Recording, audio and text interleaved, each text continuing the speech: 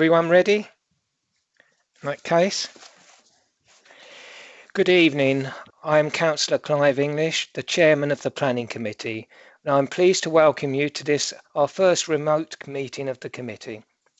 The meeting will be broadcast live and recorded for playback on the Council's YouTube channel, and this will include the instant messaging.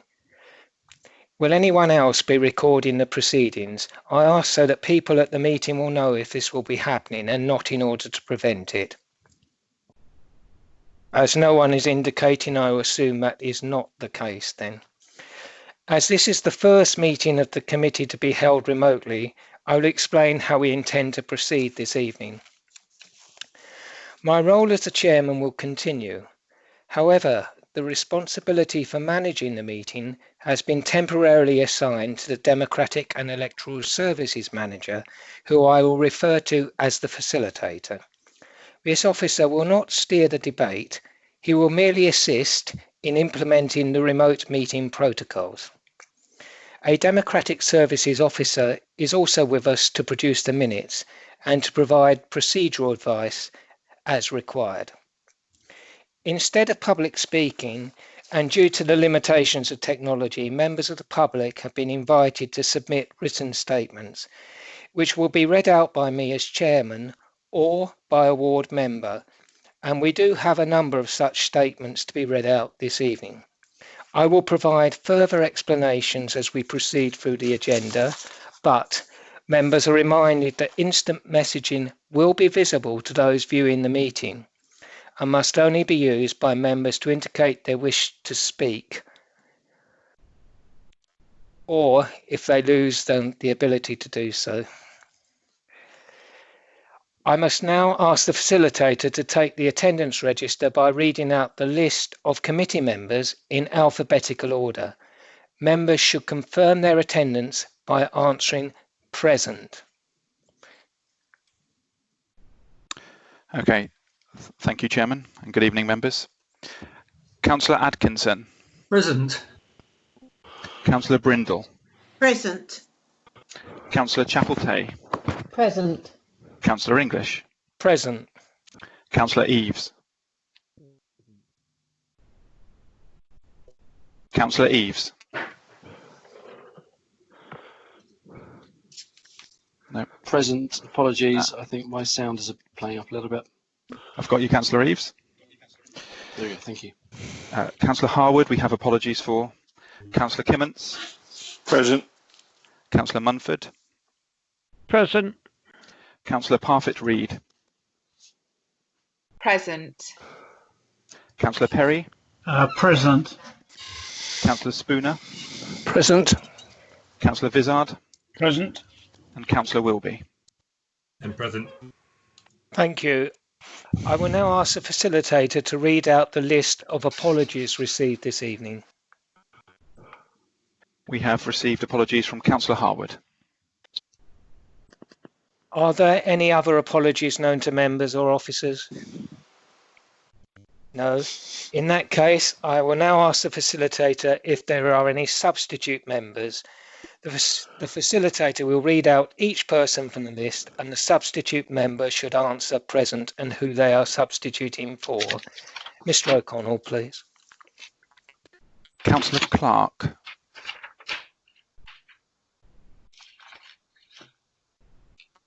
Councillor Clark, are you present? It would appear not. Okay, in which case there are no substitute members. Thank you very much. I now ask Mr. O'Connell to read out the list of visiting members along with the agenda items they have indicated they wish to speak on. We have Councillor Garland for item 16. Councillor Garland, are you present? I am. We have Councillor Harper for item 14. Councillor Harper, are you present? Yes. And we have Councillor Springett for item 15. Councillor, are you present? Present. That's all, Chairman. Thank you. Thank you very much. We move on to item 4 on the agenda. Items withdrawn from the agenda, and I understand that officers will not be seeking the committee's agreement to the withdrawal of any items from the agenda this evening. Is that correct? Good. Correct. In that case, I move on to item 5, date of the adjourned meeting. I'm confident that we should be able to deal with all the items on the agenda this evening, but if not, the adjourned meeting will be arranged to take place as soon as reasonably practicable. Item 6, urgent items. I intend to take the urgent update report in relation to agenda item 13 and any verbal updates as urgent items as they contain further information relating to the applications to be considered at this meeting. Unless I have any objections,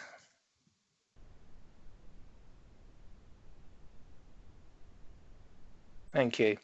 At this point, I would like to ask the facilitator to indicate which officers are present at the meeting. Thank you. Yeah, I was gonna recommend that. Sorry, I varied the order slightly, Ryan. Sorry. Not a problem. So present in this meeting we have Rob Jarman, Head of Planning and Development. Yes. James Bailey, Development Manager, who will be presenting items 13, 14, and 15. We have Austin Mackey, Major Projects Manager, presenting items 16 and 17. Cheryl Parks as the legal representative. Debbie Snook as the Democratic Services Officer, who is the committee clerk. And I am Ryan O'Connell, Democratic Electoral Services Manager and the facilitator this evening. Thank you, Chairman. Thank you, Mr. O'Connell. We now move on to item 7, disclosures by members and officers. Are there any disclosures? I will take that as a no. And move on to item 8, disclosures of lobbying. We're going to do this differently this evening. I will ask members of the committee and substitutes, or rather the facilitator will, in alphabetical order to disclose any lobbying that has taken place. They must either answer yes or no and specify the agenda item or items. Mr. O'Connell, please. Councillor Atkinson. Yes, I've been lobbied on items 13, 16 and 17. Thank you. Councillor Brindle. I've been lobbied on 13, 15 and 16. Thank you. Councillor Chapel-Tay. Yes, all items 13 to 17. Thank you. Councillor English. The same, all items 13 to 17. Councillor Eaves. Yes, all items 13 to 17. Councillor Kimmins. 13 to 17. Councillor Munford. Again, 13 to 17. Councillor Parfitt-Reid. Hello, I've been lobbied on items 13 through to 16. Thank you. Councillor Perry.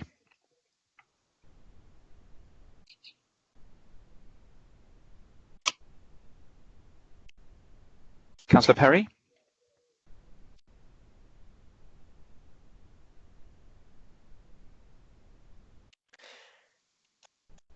Okay, I'll move on to the next councillor and then come back to Councillor Perry. Councillor Spooner. I've only been lobbied on item 15. Councillor Vizard. 13 to 17. Councillor Wilby. I've been lobbied on 13, 14, 15, 16 and 17. Thank you.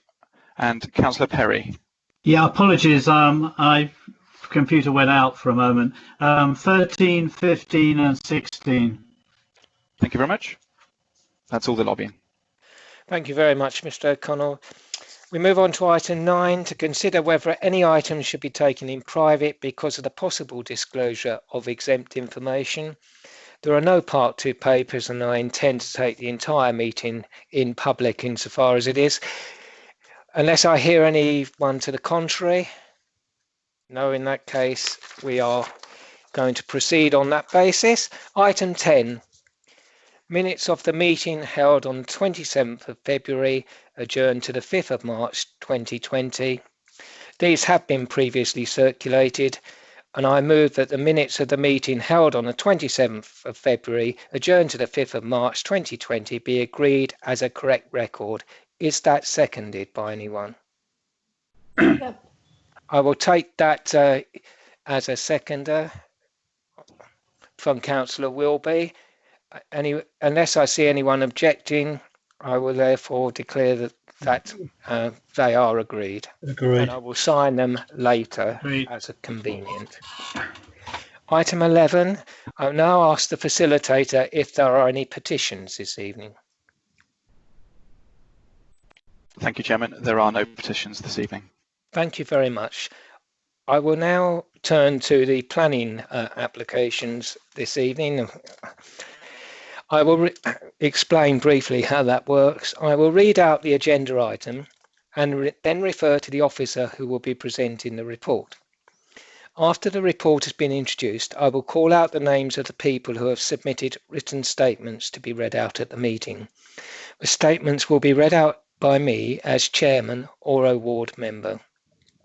I will then ask any visiting members for the item to make their contribution. Each member will be called by name. I will then advise members of the list I have received by instant messenger of those members wishing to speak, and then ask if there are any other members who wish to speak on this application. At appropriate points after members have spoken, I will invite the officer to respond as appropriate. After the list of members wishing to speak has been exhausted, I will ask if any member wishes to come back with more questions, comments.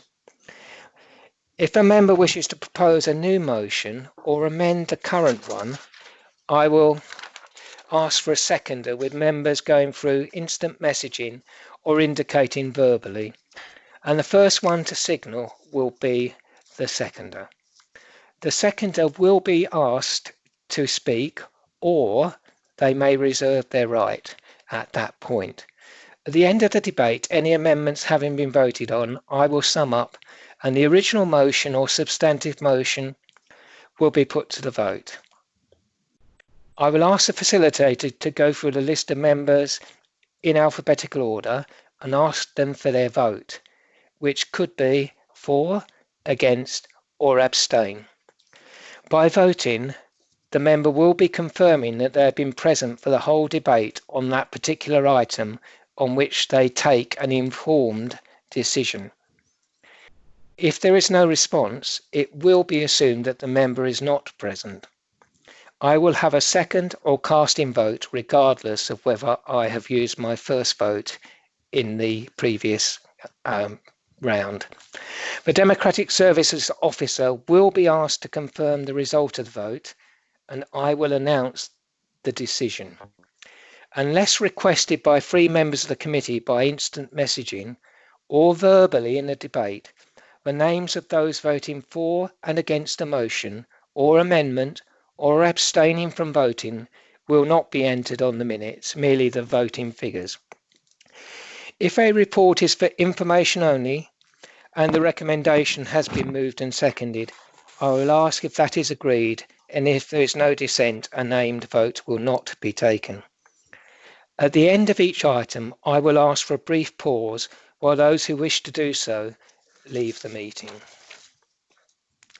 I now call upon James Bailey, the Development Manager, to provide an update on agenda item 12, deferred items.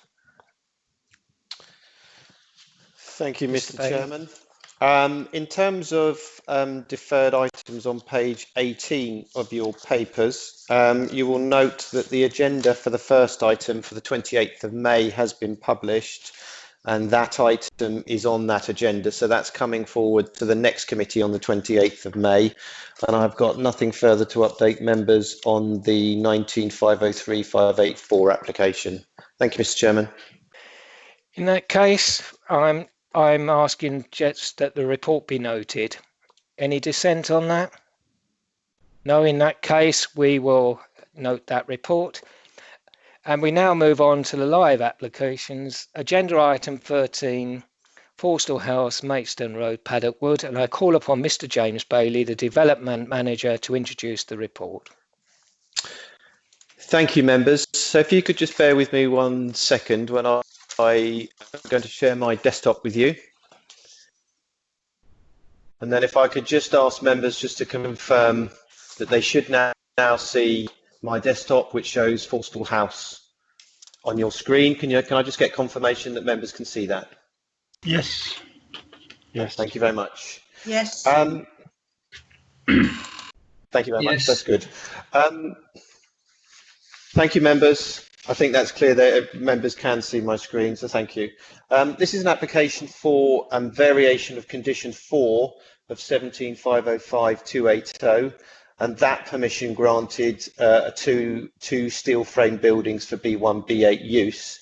And what this application seeks to do is vary that condition to allow use of those 2 buildings for 24-hour use on Mondays to Saturdays, with vehicle movements between 0500 and 1800 hours and no working on Sunday and bank holiday. Just a couple of things to update members on. Just remind members there's an urgent update papers that came out when the papers were published online, and that is an amendment to condition 2. So hopefully members had the opportunity to see that. So that substitutes condition 2 as set out on the papers. And I've just got one element of correction to do, which is at paragraph 2.06 of the report, which is page 23. Towards the bottom, the penultimate line, it says 5 a.m. Monday to Friday. That should be 5 a.m. Monday to Saturday. So, turning to the presentation itself. Sorry, members, I'm just going to... Just bear with me. So hopefully members can see my laser pointer on here, which makes it a bit easier to see in terms of where I'm pointing to. So this is an aerial photograph of the site prior to completion of the commercial buildings. Unfortunately, our aerial photographs or Google is not updated to the current time, but effectively the new 2 commercial buildings are positioned in this location here and this location here. And part of that application that I've referred to at the start also related to extensions and alterations to the access way to make it a one-way system for lorries and vehicles to enter the site, and then they come out and exit it in this area this way here. So it makes it much better arrangement in terms of amenity on neighbouring residents, and you don't get a conflict between traffic. So just to point out the nearest neighbouring residential properties to the site, you've got Belt Ring House, which is down here, and within it, it's got an unconverted listed barn. And you've also got the Longoast, which are listed buildings. So these are the nearest residential properties, and it sets out in the report that they're approximately between 45 to 50 metres from the application site, which is here. So turning now to the photograph. So this is looking south from the entrance to the site. You've got Maidstone Road off to the right hand side of the photograph, and here is the southern boundary. And those properties I referred to are beyond over here, beyond this tree line over here. Moving through, this is a view looking east across the northern boundary. So the 2 buildings that you see here and here are the buildings that form part of this variation of condition application. This building here is the extension building, which I'll refer to a bit later, which accommodates the dance studio. And this just shows you, this is the sort of the way out as vehicles come up this road with its landscaping that was all part and parcel of the previous approval. So this is looking east towards building 2. This is on the boundary. You've got the loading bay here, and there's also another loading bay at the opposite end. Building 1 is located just off shot off to the area here. This is looking along the southern boundary in terms of where there were conditions on that previous consent that required an acoustic fence to be erected along the southern boundary. And the next photograph is just looking behind the photographer, turning 180 degrees, and then looking at the other direction along that same southern boundary. And you can see the loading bay here. These are the two buildings that are part and parcel of this application. So this is referred to as Building 2 and Building 1. And you've got the residential properties over on the right-hand side of the photograph. This is the layout of the development that was approved under 17505280. This is what this application seeks to amend the condition 4 on the approval of this permission. And that effectively granted consent for the rearrangement of the access to accommodate a one-way system round here. And it also approved the B1, B8 erection of these buildings here. And obviously it had condition 4 as set out on your papers. You had your landscaping as approved as part of that scheme as well. This was the dance studio building that was approved under a subsequent later permission, 19502-738 in red, just here. And again, that's, as I said, these buildings here do not form part of the current application. So the current application only seeks to amend the hours operations for these two buildings here, which I'll go into a bit more detail now. So as I set out, this application is for variation of condition 4, and it only applies to these two buildings here. Essentially, this application seeks to allow 24-hour use of those two buildings for a specific prospective tenant who's set out in your papers as PVC Building Supplies. No change is proposed to the current restriction on HGV movements, and this is set out on as condition 3 on your papers, which is page 30. So that condition is not being changed, but because it's a Section 73 application, it just gets reimposed on this permission. And that effectively allows HGV operations only between the hours of 7:30 to 1800 hours Monday to Friday, and 8 to 1300 hours on Saturday, with no Sundays or bank holidays. However, the current application, so that remains exactly as it was under the previous permission, so exactly as it was under this scheme. However, what is being proposed is alterations to allow light goods vehicles with a maximum gross weight of 3.5 tonnes to operate from 5 AM Monday to Saturday, excluding bank holidays. Now, in effect, whilst those LGVs were coming into the site, set out on the papers, what would happen, they'd be loaded and parked into the buildings. In these buildings, all the apertures would be shut and they'd be loaded up during the night. So they wouldn't be loaded externally, so creating a noise issues. They'd be driven into the loading bays, the doors would be closed, and then they'd be loaded up, and then they'd be dispatched no earlier than 5 o'clock in the morning. So the details of how the business will operate is set out in paragraphs 4.4 of your papers. And you've got some officer comments alongside those, and also with the details of the agent's response to the concerns expressed by residents as set out at paragraphs 4.05. So, as I said, essentially night operations will be contained within the two buildings. Vans will only be loaded up whilst within the buildings, and all openings will remain closed during the nighttime operations. The application is also accompanied by a comprehensive noise assessment, as also set out in your report, carried out over a 19-day period, which again is reflected in condition 14, which is page 31 of your report, and that noise management plan has been conditioned as part of the officer's recommendation to approve. The applicant agent has worked hard to accommodate most of the concerns raised by nearby residents, and these have formed the basis for the conditions as set out in this report. And there's no objections raised by KCC Highways, and with the noise management plan, the environmental health officer has raised no objection to the extended operating hours. However, there does remain concern for some residents as to why a personal permission for PVC building supplies has not been recommended as part of the officer's report. I'm not going to go into a lot of detail on that because that is set out in paragraph 6.20 of the officer's report, which suggests that the conditions that have been put in place are sufficient to control any noise issues that may arise from the site and therefore protect the amenity of residents without making this subject to a personal permission.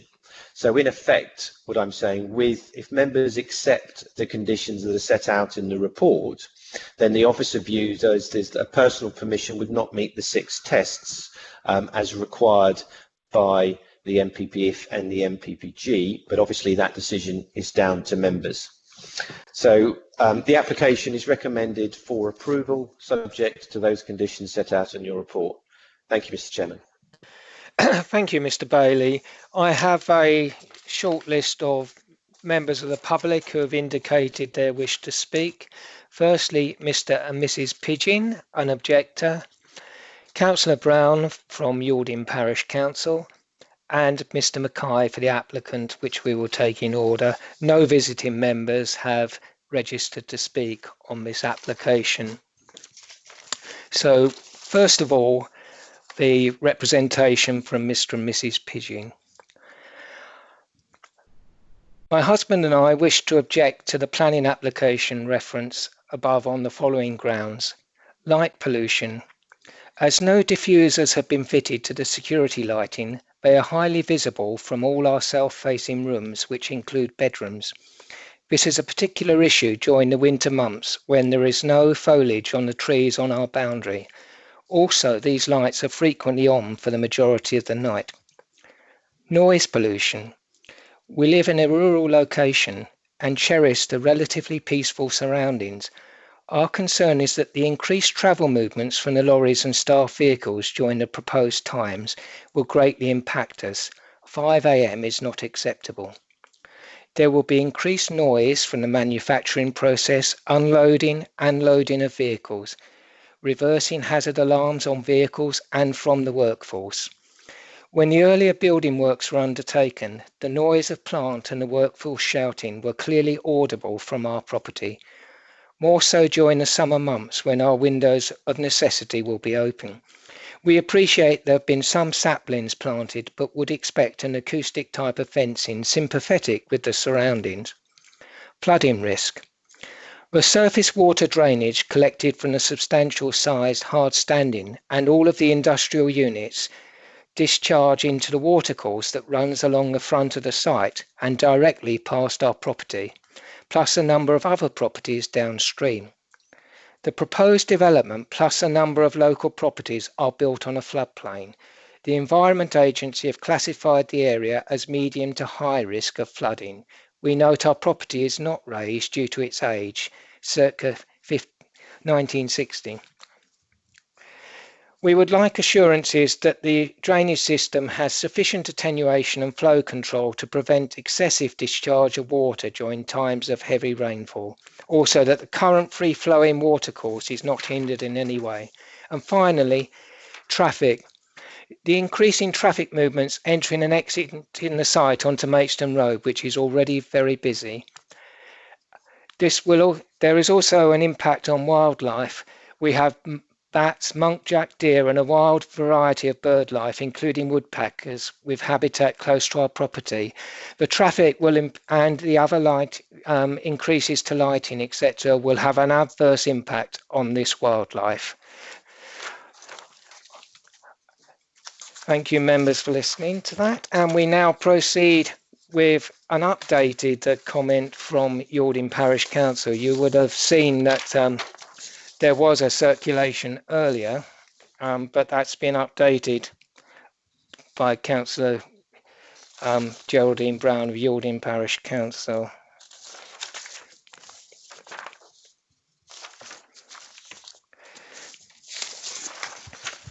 One moment.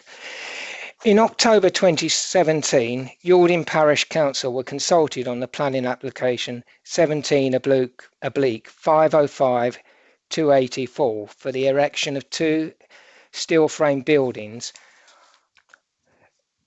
for light industrial B1, B8 use. The extension of the existing hard standing and creation of one-way HGV routes within site, additional car parking and installation of 2 large treatment plants, associated hard and soft landscaping scheme at Forstall House, Maidstone Road, Paddock Wood. The planning statement stated that the applicant was expecting an hours of operation condition in order to minimise disruption from neighbours, which we were advised would be all that activity in connection with the commercial use of the site, including deliveries and dispatches, should only take place between 7:30 in the morning to 6 o'clock at night, Monday to Friday, and 8 o'clock in the morning to 7 o'clock at night on Saturdays. Yalding Parish Council are very supportive of local business, but also concerned about the impact on the quality of life of neighbouring residents. On balance, and considering the operating hours condition, no comment was made on the application. This further application for the variation of condition 4 to allow 24-hour-a-day operation Monday to Saturday with vehicle movements between 5 and 1800 hours and no working on Sundays and bank holidays was received in October 2019. Yalding Parish Council reviewed the application. The only comments on the planning portal were from KCC Highways, no objection, an objection from a resident, and the following comment from Environmental Protection. I have reviewed the application and have the following comments to make. A noise management plan should be submitted to address any potential noise from forklifts, vehicles, loading and unloading vehicles, etc. It is suggested that vehicle movement should be between 0700 hours and 1800 hours Monday, Saturday, and closed on Sunday and bank holidays. Reason given was to ensure that nearby noise-sensitive premises did not suffer a loss of amenity. Yalding Parish Council continued to have concerns for neighbours and agreed with the comments from Environmental Protection, and therefore objected as the new application gave no account of any change in circumstances, and therefore we insist that rural amenities should continue to be protected. Following our comments, a further 4 neighbours objected. A sound assessment and a noise management plan was added. One resident withdrew his objection, however, another neighbour reiterated his objection. Since then, we have been approached by the planning officer and 2 different representatives of the applicant, all informing us that both the neighbours and Environmental Protection are now satisfied with the application and requesting that the Parish Council withdraw their objection. On all 3 occasions, we have asked to see the revised Environmental Protection comments and evidence that the neighbours have withdrawn their objections. This information has not been forthcoming. The first time that information was requested was at the end of February, and nothing has been uploaded onto the planning portal since then. Today, the 21st of May, an undated letter, but with a load date of 22nd of April, appeared on the portal from Environmental Protection to the applicant's agent saying, I am pretty much happy with this, but would just comment that if when risk assessed, there is no need to be reversing sounders at all, then that would be better. It is undated and doesn't refer to what this is. Therefore, our concern about lack of feedback from Environmental Protection still stands. We have had confirmation today from the immediate neighbours that only one of them has withdrawn their objection. They are concerned regarding the enforcement of conditions from the original planning permission, as light pollution is causing them a major problem.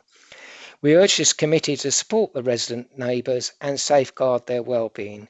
If members are of a mind to grant permission, Yalding Parish Council asks that there is a condition imposed for the applicant to erect an acoustic fence to protect our residents. And that concludes the revised submission from Yalding Parish Council. We also have a statement from the applicant's agent, Mr. Mackay, which I shall read out.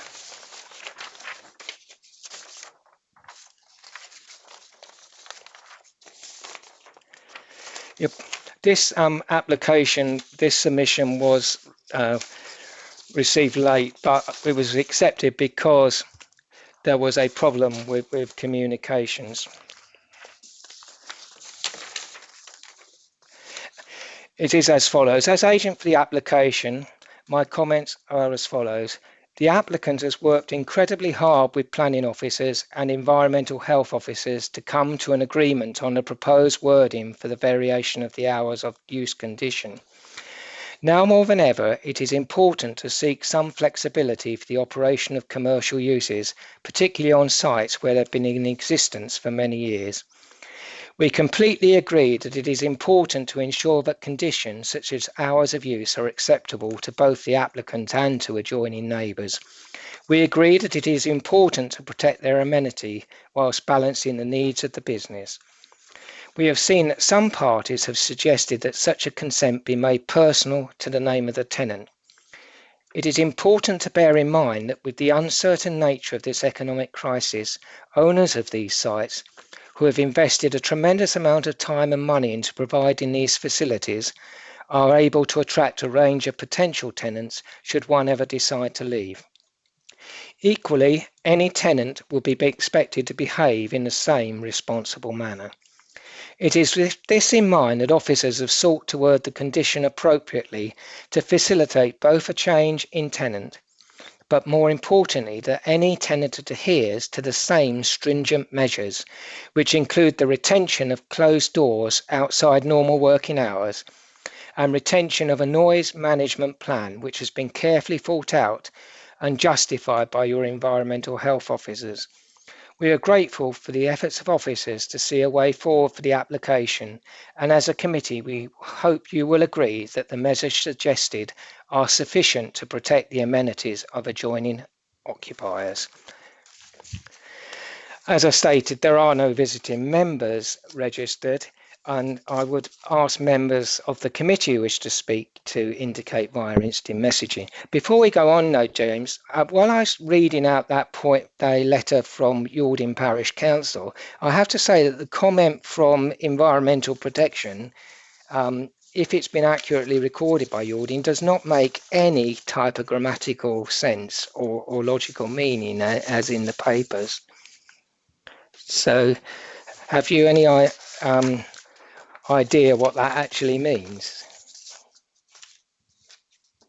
Are you talking about paragraph 5.1 on the consultation from Environmental Health? Yes. As quoted by Yalding Parish Council, it doesn't make any sense. Can you throw any light on that? Well, I'd need to go in to look at the electronic version. Obviously, I haven't got paper copy files with me just to see exactly what is published on the DMS.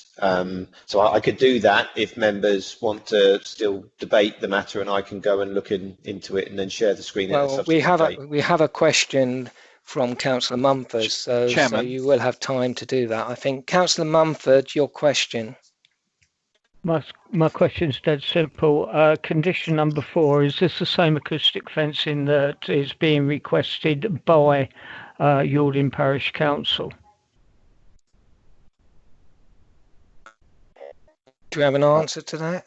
Well, in terms of the condition, the condition is set out on page 30, does turn around and say, you know, there was an acoustic fence that was approved under the 18505778 sub application, and that requires that fence to be in place prior to first use of the building. So that would be a breach if they occupied the building without putting the acoustic fence in place. Does that satisfy your query, Councillor? If I can come back on that. Yes, please. If I can come back on that, I understand what has been said by Mr. Bailey. I'm just got a little bit confused during Yalding's statement. Is the acoustic fence in condition 4 the same acoustic fence that Yalding are asking for, or are they asking for additional acoustic fencing? To answer that question, Mr. Chairman, I think it's the acoustic fence. So it would be one in the same. Effectively, they're saying an acoustic fence along the southern boundary along here, it needs to be in place. Now, I'm not going to turn around to members and say this is an acoustic fence, because clearly it is not. With regard to the element of these elements, I would need to ascertain whether this is actually conforming to an acoustic fence in accordance to the standard. So I can't confirm whether this is the acoustic fence, but what I can confirm is that an acoustic fence is required to be erected prior to first occupation, and the details of that acoustic fence have been approved under that sub-reference application, and that would need to be erected prior to the first use of these buildings. They're not used at the moment, so there would be no breach. Thank you. Mr. O'Connell, you have a process point. Would you like to come in now? Yes, a relatively minor point, but I just wanted to be clear at the beginning, because there was some discussion in the instant messaging while you were reading out the statements about some discussion around the fact that some members couldn't hear very clearly what was being said.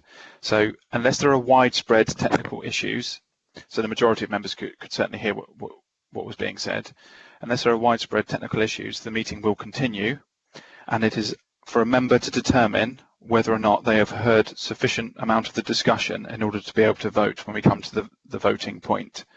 So remote meetings aren't going to be perfect. There's a reason why we don't normally do meetings like this. So as long as we've got ultimately, as long as we've got a quorum of members, as long as we've got enough members being able to hear there isn't a major technical fault, then when we come to the voting, members actually voting on an application is them confirming they have heard sufficient of the evidence that's presented here tonight to them in order to be able to come to a rounded decision and to vote. Thank you very much, Mr. O'Connell. The only person I have indicating to speak at this point is Councillor Atkinson and Councillor Vizard. Councillor Atkinson first. Thank you, Chairman. On page 32 on the noise management plan, para 1.1.8 says van engines shall not be left on idle for any longer than necessary. Well, I wonder if we should delete the last bit of it so it just ends with the word idle, because no van needs to be left idling in my view. So I'd like to see that deleted if we possibly can. Thank you. That makes sense to me. Is there any reason we can't do that? Mr. Chairman, all I'm saying is that I'm not saying you can't. I'm just saying, let's say, for instance, that van engine's there and he needs to go get out and open the door. You're going to have a van idling in that basis to open the door, and he may not switch off. I'm certainly not saying members can't impose that, but remember, this noise management plan is not a condition. It is conditioned for the noise management plan.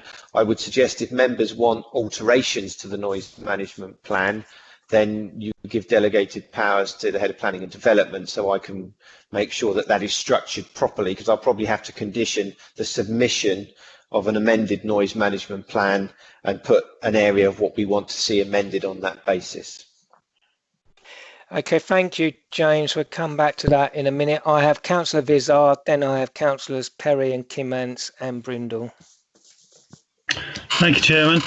Very simple question on one of the residents said about the light pollution. Can we put a condition on there that could address the light pollution where it's bleeding across to their properties?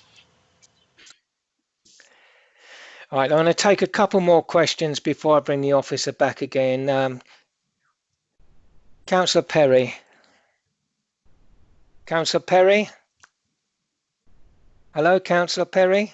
I'll come back to you in a minute. Councillor Kimmants. Oh, I've come in. Oh, you are there, John. Yeah, sorry, I was struggling with the mouse.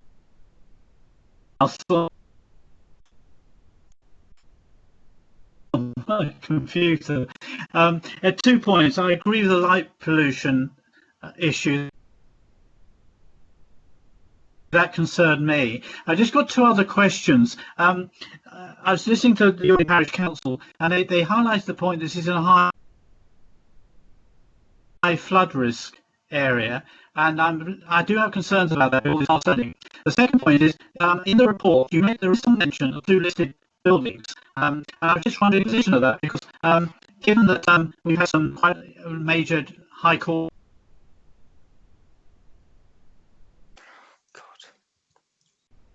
Sorry, John, we're losing you. Did you get me there? You no, still got not me? at all. Oh, crumbs. It's better now. Councillor Perry, You're okay now. would you be able to try repeating? Yeah, sure. Do you want me to repeat everything? No, just the last couple of sentences. Oh, yeah. It was the listed buildings. And there's the flood risk, which I think you probably picked up. It was the listed buildings. We've had the Barnwell Manor case and Lord Justice Sullivan's comments. And I'm just wondering how that fits in with this, because I saw there's very little mention of the effect on the listed buildings and their position in this particular application. I'd like some sort of further explanation of that. Thank you. Yeah, I think that I'll come back on that myself in a few minutes as well. Councillor Kimantz, please. Yeah, obviously I've got concerns about the lighting and the van engines. Sometimes, I mean, as a professional driver, sometimes when you start your engine in the morning, you've got to let it idle first, because otherwise you're going to go through an engine in no time. You have to give the engine enough time for the oil to warm to actually go through the engine. So I don't think you'd be able to implicate that restriction. I think you mean implement, but yes. Okay. And I'll take one more person, then the officer can come back on these points. Dennis, is that an indication you want to speak, or that you've just got bad reception? Okay, that's just an indication you want bad reception. No, there's nothing I want to say. I just had bad reception from John Perry. Everyone else is fine, but John was very, very vague. And yeah, I think that was John's end. Yeah. Right. Mr. Bailey, there's a few questions about lighting and of the precise nature of what noise conditions we can and can't impose. Would you like to come back on those points? Well, thank you, Mr. Chairman. Deal with the lighting matter first. Condition 9 of your papers, page 31, does deal with external lighting installed on the site in accordance with the details that previously been submitted to and approved. So there is that condition requirement as set out on the paper. Regarding Councillor Perry's issue on listed buildings and Barnwell Manor, the reality, and hopefully you still see my screen, these are the two properties, in terms of setting issues, but given the fact that permission has already been granted and the buildings erected for these two buildings, what we're looking at is just change of operating hours. The impact in terms of the setting would have been established under that previous permission. And in terms of increasing hours of use on the site wouldn't have a kind of an impact on that side. And again, similarly with the flood risk matters, that would, we're not looking at the planning permission to erect the buildings, albeit we accept that Section 73 gives a standalone planning permission, but that matter would already been resolved at that time, and obviously we can't go back and revisit that matter through a Section 73. With regard to the noise management issue, and obviously I did point out that condition 14 of your papers, page 31, does set out and condition the requirements of the noise management plan. If members want to look at alterations to that noise management plan that have been through the EHO officers and agreed on that point, then my suggestion would be, as I've previously said, delegated authority to amend that condition, requiring the submission of a noise management plan prior to first use of those buildings. And then obviously an informative is a good indication to say what parts of that noise management plan you want addressed. That is a way to deal with that matter. Hopefully that answers your questions, Mr. Chairman. James, just on that point, would that be appropriate for the lighting issue as well? Well, details are required by condition 9, but quite rightly, if members turned around, and informative is good practice to say if members had a problem with baffle shields not being fitted, for instance, to some of the existing lighting systems, then members quite could clearly construct an informative on the basis details required for that. Shall show measures of suppressing light. I mean, it does try to do that in the wording of the condition. It does say the details shall include the size, design and sighting of any lighting fitments or columns, output and type of luminaires, along with the direction and screening measures. So it is quite an all-encompassing condition, but I'm not saying members couldn't decide if they want to add some informative to give some more direction.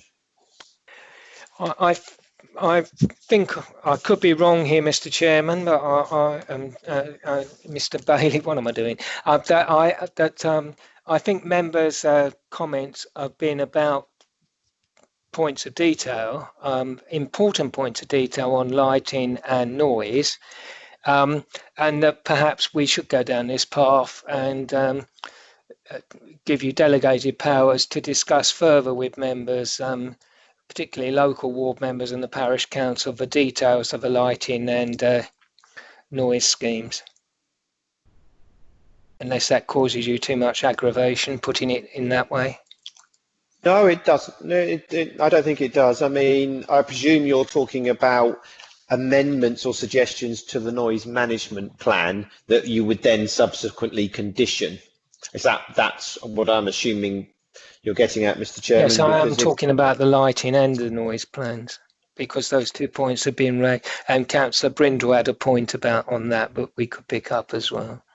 Okay, I mean, they are dealt with in separate elements. One is condition 9 and one's condition 14, but certainly that is something that could be looked at. But it would be quite good to get some idea in terms of, I think you have maybe said, we've mentioned van engines not being left idle for any longer than necessary. Were there any other elements in that noise management plan that, because this is, remember, noise management, not to do with lighting, are there any other areas in that? Otherwise, my suggestion would be is delegated to officers just to deal with the van engines element and negotiate. I think on the noise issue, that as long as we're happy that what about the acoustic fence issue? Do we need to explore that any further? Personally, members, I think that's covered, Chairman. Condition 4. On the lighting, I think there are some issues that we need to look at. I think, Mrs. Brindle, did you wish to follow up your point? Yes, Councillor Brindle? Yes, please, Mr. Chairman. I would support the use of diffusers for the lights. My other point is that with personal experience of PIRs, they have them in the property adjoining ours. They come on and off like yo-yos in the night. All right, it might be foxes, but if the bands are going in and out, I think it's important that we have some shielding for the lights to try and stop light pollution as much as possible for the neighbours. Thank you. That gives us a useful steer on that, I think, Mr. Bailey. Certainly, Mr. Chairman. I mean, we could put that as an informative to say that's what members expect to see to come forward by virtue of condition 9. I don't necessarily know if that needs to be. It could be wrapped up quite simply if that's what members want. It's a very clear message that you want diffusers on the lighting, and that we could put that as an informative to say this is what the council expects to see in order to deal with condition 9 on any new lighting. I would just take Councillor Vizard, who's indicated, and then I'll try and wrap this up. Thank you, Mr. Chairman. Yes, I realise that condition 9 was there, but it was just the fact that if it's specifically on one corner of this building where it's bleeding across to the residents, maybe that's the area that should be addressed more. But yes, I'm quite happy for the officers to deal with it in the way that they would normally do and successfully sort it out. Thank you very much. On that basis, then, I will move the recommendation on the papers with the urgent update, with amendments to those 2 conditions to give delegated powers to the officers to pick up via informatives the points raised in this discussion. Is that seconded? Thank you. I see that has been seconded by Councillor Mumford. Do you wish to speak again, or not? Councillor Mumford? No, I'm happy. Right. In that case, I'm going to ask the facilitator to invite members to record their votes in alphabetical order. Mr. O'Connell. Thank you, Chairman. Okay, so I'm going to read through in alphabetical order. Members are to state whether they're for, against, or abstaining. So, Councillor Atkinson. For. Councillor Brindle. For. Sorry, could you repeat that for me? For. For. Councillor Chapel-Tay. For. Councillor English. For. Councillor Eaves. For. Councillor Kimments. For. Councillor Munford. For. Councillor Parfitt-Reed. For. Councillor Perry. For. Councillor Spooner. For. Councillor Vizard. For. Councillor Wilby. For. That's everyone. Thank you, Chairman. Thank you. Can I ask the Democratic Services Officer to confirm the result of the vote, please? Chairman, that was 12 in favour, none against, no abstentions, so that was unanimous. Thank you very much. In that case, the application as amended is approved. Mr. Chairman, could I, sorry, just come into there just very quickly, because in terms of what you've given delegated to head of planning to deal with the informatives, Yes. can I just add in there, because I'll be reading condition 14, I think we can deal with it by just a slight amendment to condition 14 to deal with the wording of 1.1.8. So can I just request authority that will deal with the baffling to deal with the lighting by way of informative, but if I could have authority to amend condition 14 to just, because all I'm actually doing on the noise management plan is removing for any longer than necessary at the end and adding van engines shall not be left on idle at any time. So I think that's a better way of dealing with that, if that's okay. That doesn't alter the substantive motion in any particular way, unless, do I see any objections to that? No, in that case, we don't need, I don't think we need to take another vote on that. In that case, that concludes the discussion on that application. We will have, and it is now currently 4 minutes to 7, we will have a break for 5 minutes so that people can rest their eyes from the screen and stretch their legs.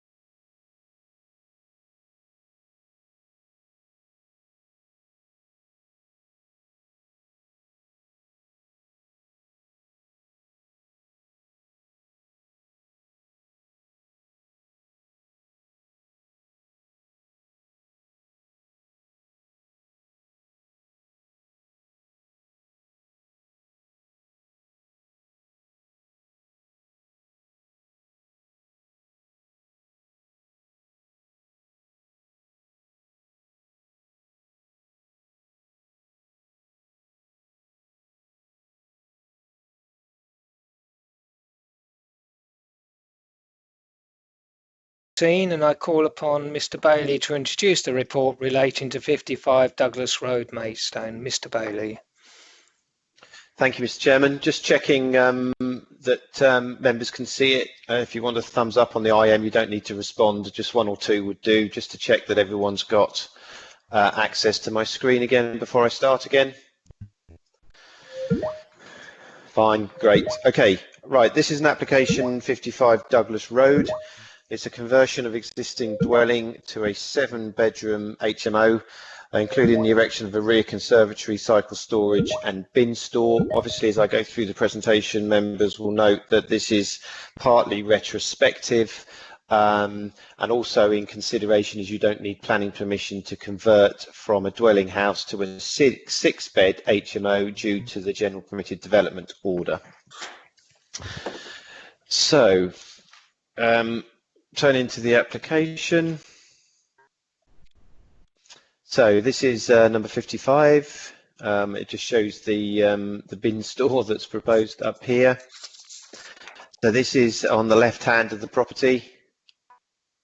This one here. This is the conservatory. As I said, it is part retrospective. That has already been constructed, the conservatory, and this provides the sort of the lounge stroke sitting area, and you can just see through that door, that's the kitchen area. So actually, some HMOs don't provide any communal areas. This one seems to provide obviously the communal kitchen and the sitting room area. This is the cycle store. The bin storage area, there's another provision for another 2 bins on the site here, at least 2 bins. You can get at least 4 bins on the site. Moving to the internal plans, I won't spend a lot of time on these. Existing, it runs, all of the top ones are existing layouts running to the bottom. I might just zoom in case members are having a slight problem seeing that. There we are. So you've got the existing arrangement. So you've got 1 bedroom proposed on the basement plan with an ensuite. Excuse me, sorry, I've now lost the, right, I won't zoom in again. That seems to, the system doesn't like it. On the ground floor plan, that's the existing ground floor layout. This is the proposed. This is the kitchen dining area with the sitting area here. And then you've got bedrooms 2 and 3. First floor plan, there were 2 bedrooms up here with a bathroom. They're now proposing bedrooms 4 and 5, both of those with en-suites, and with an ensuite, 2 ensuite rooms here for the rest of the people in the HMO. Then second floor, existing layout, and then you've got another 2 bedrooms, 1 with an ensuite here. This just shows the conservatory and lastly the bike store detail that you saw in the plan. So the key issues to consider in this application are set out in the report, with the principal policy consideration being policy DM9 of the local plan, which supports redevelopment in the existing built-up area for HMOs, subject to the intensified use of the building not significantly harming the appearance of the building or the character and amenity of the surrounding area. As set out in your report, a licence for the use of the property as a small scale, which is a 6-person HMO, was granted in February 2020. And as I've said previously, the conversion to a 6-bed HMO is permitted by the General Permitted Development Order, so does not require permission. So that is in effect the fallback position. The current application seeks permission for what we define as a larger scale HMO with the addition of a 7th room. In effect, what members are really considering in this application, the difference between a 6 and a 7 bedroom. Would that 1 additional bedroom cause harm to the character and appearance of the locality, having regard to the fallback position? The report considers not, and concludes that it results in no harm to the character and appearance of the area as per policy DM9, and therefore recommends planning permission be granted. Thank you, Mr. Chairman. Thank you very much indeed. We have no members of the public registered to speak on this, so I'm going to go straight to Councillor Paul Harper as a visiting member. Councillor Harper, are you present? Yeah, hopefully. Fire away. Thank you. Well, thank you for letting me speak on this. As a fan councillor, I know Douglas Road very well. I go up and down it very frequently. One of the things I would say is we're not looking at semi-detached property. This is a terrace property. All the buildings immediately around it form part of a elongated terrace, which might not be that clear from the picture you're looking at. The front door is set back down the side you can see in that photograph. You talked about the bin store. Well, the size of the front garden, you might get 3 bins in it, but if you're going to have 7 separate occupancies of it, if each person were, for instance, to have a bin, you would be looking at a lot, 7 bins and all the food caddies and all the rest of it. Well, there's not going to be the space for that level of containers. You can possibly get in another 2 bins there, as your picture shows. So how are we going to be able to cope with the amount of litter likely to be generated from this type of development? You also referred to a cycle bin. The cycle store is going to be in the back garden. There is no side access or rear access to this property. So the only way you're going to access the cycle store is taking bikes somehow through the house, and avoiding obviously anyone's bedrooms with the very cramped layout we're looking at. So a cycle store at the back, how practical is that really going to be? There's no clear access for bringing a bike into that store. It's in a back garden with no access.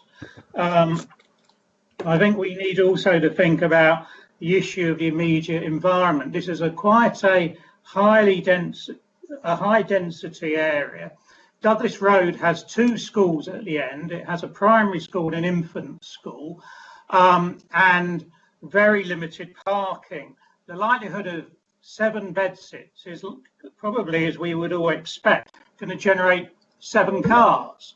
Where are they going to park? The width of this property is about the length of an average family car. So there's going to be half a dozen cars with nowhere to go in an area where parking comes up time and time again from residents, and why residents say it's inappropriate to do further house conversions in this area. I would say that this proposal is not sustainable on a number of grounds. Lack of amenity space. There is going to be virtually no amenity outdoor space left by the time you look at the extensions we've seen in this cycle store. There's not going to be space sufficient for a proper bin store for a property of exactly. That is the amenity space. There is none. The cycle store is in the rear garden with no access to it. It's an inappropriate use of a family house in an area where there is great need for family housing. There is no need in this area for further bed sits. This will have an impact on St Michael's primary and nursery school. There is no provision for car parking. The density proposed here is far too great for this property and also the neighbouring environment. Can I ask you to wind up there, Paul? Yeah, it will damage the surrounding area.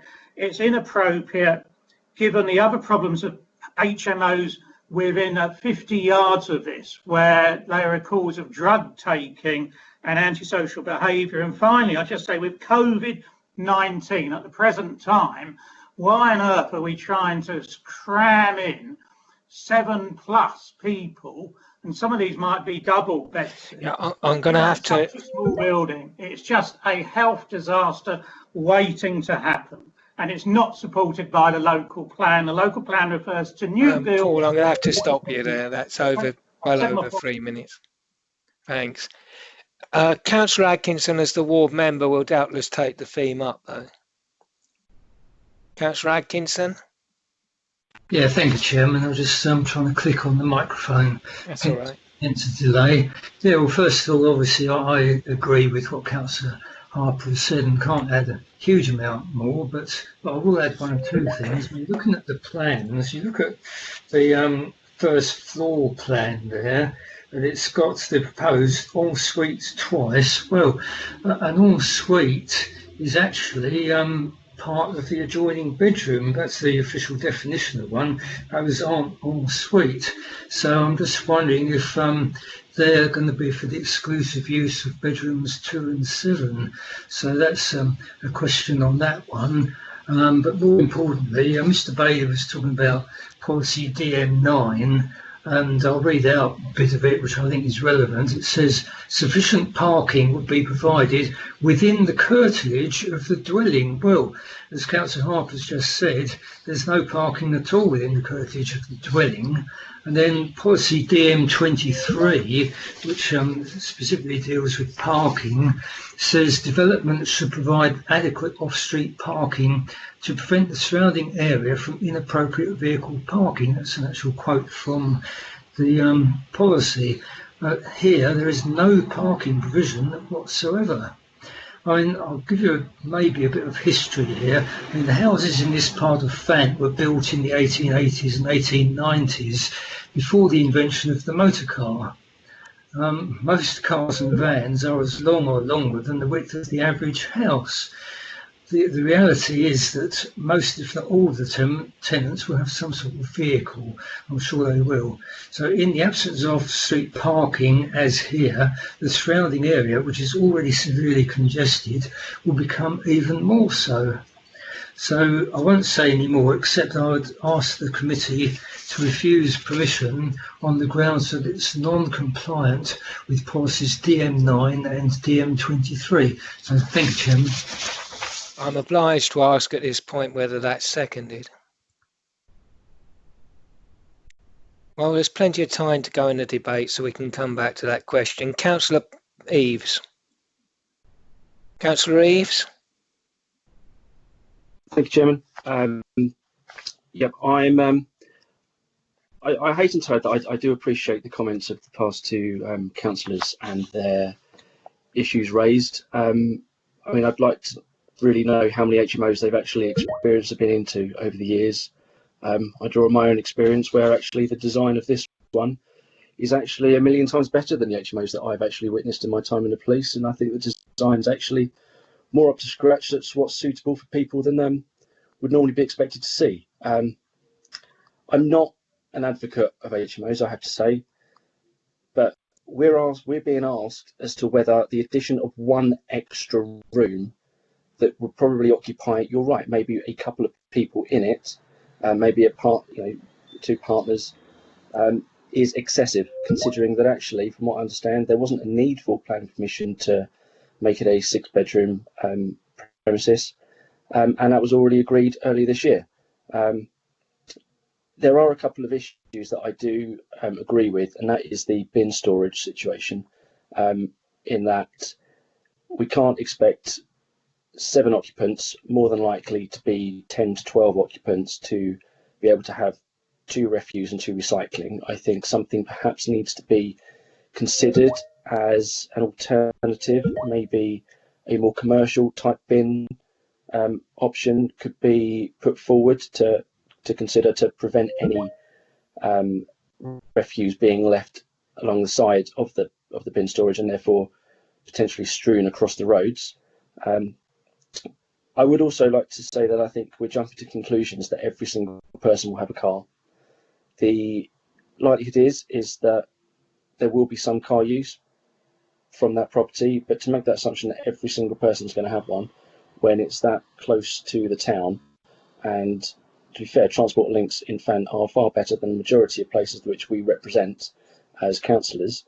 I can't see too many reasons to object to this one, being perfectly honest, and I think if we're able to have an amendment on that bin storage, which is actually just my only gripe on this, to be fair, considering it's already been passed for a 6-bedroom HMO earlier this year, if we can put something forward to make an adjustment, I'd be willing to support this. Thank you, thank you, Councillor Rees. I have to say, personally, I don't like HMOs, like Councillor Atkinson said, and I do think that national policy needs to be reconsidered in the light of how difficult it is to shelter from an epidemic, for example, in cramped accommodation, whether it's a HMO or some of the pocket handkerchief size flats we get as a result of permitted development orders. But the default position here is that 6 people could reside here without planning permission. So we are essentially considering the impact of 1 additional person. The chances of being able to refuse planning consent and defend that on that basis is quite slim. I do take the point about the bin store. I think that is quite likely to be a recipe for unnecessary confusion. And I do wonder whether how practical it is, as Councillor Harper said, to have a cycle store and whether actually it might not be best to just remove it if you can't find a reasonable access. But I have to say, I don't think there are strong grounds for refusing this, and we've got very little traction in trying to use the parking issue in this particular area. Councillor Mumford, Councillor Parfitt-Reid, then Councillor Mumford, then Councillor Clements. Councillor Parfitt-Reid. Hello. Yes, I just wanted to ask, you say that the cycle store is not accessible through the back, but on the picture there is a gateway access. Where does that go to? Good question.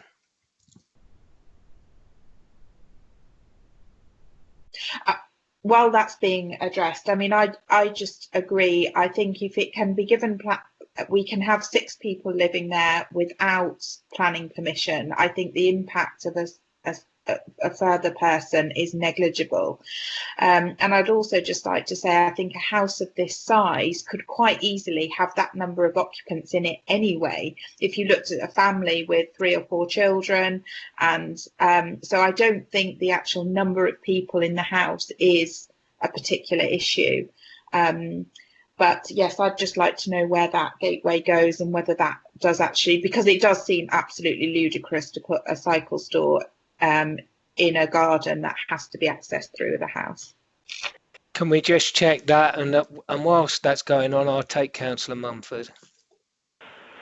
Mine was just a point from Councillor Eaves that we was discussing the amount of people that were going to be here. Condition 2 restricts it to 7, so they can have 6 here or 7 if we grant this permission, not the numbers we were talking about earlier on. That's it. Thank you, Councillor. I'm going to just take the people who've registered so far. Councillor Clements, then Councillor Spooner. Thank you, Mr. Chairman. I share Paul Harper's understanding, but the difference between 6 and 7, is it really a lot of difference? As for the bins, there's a formula used. I don't understand the total formula, but there's a formula used for the amount of bins that you have at a property. Just to give you an example, I've got on my ward, there's a block of flats. It has 6 2-bedroom flats, and for that 6 2-bedroom flats, they have 2 black bins, and then they have 3 green recycle bins. So it's not per person.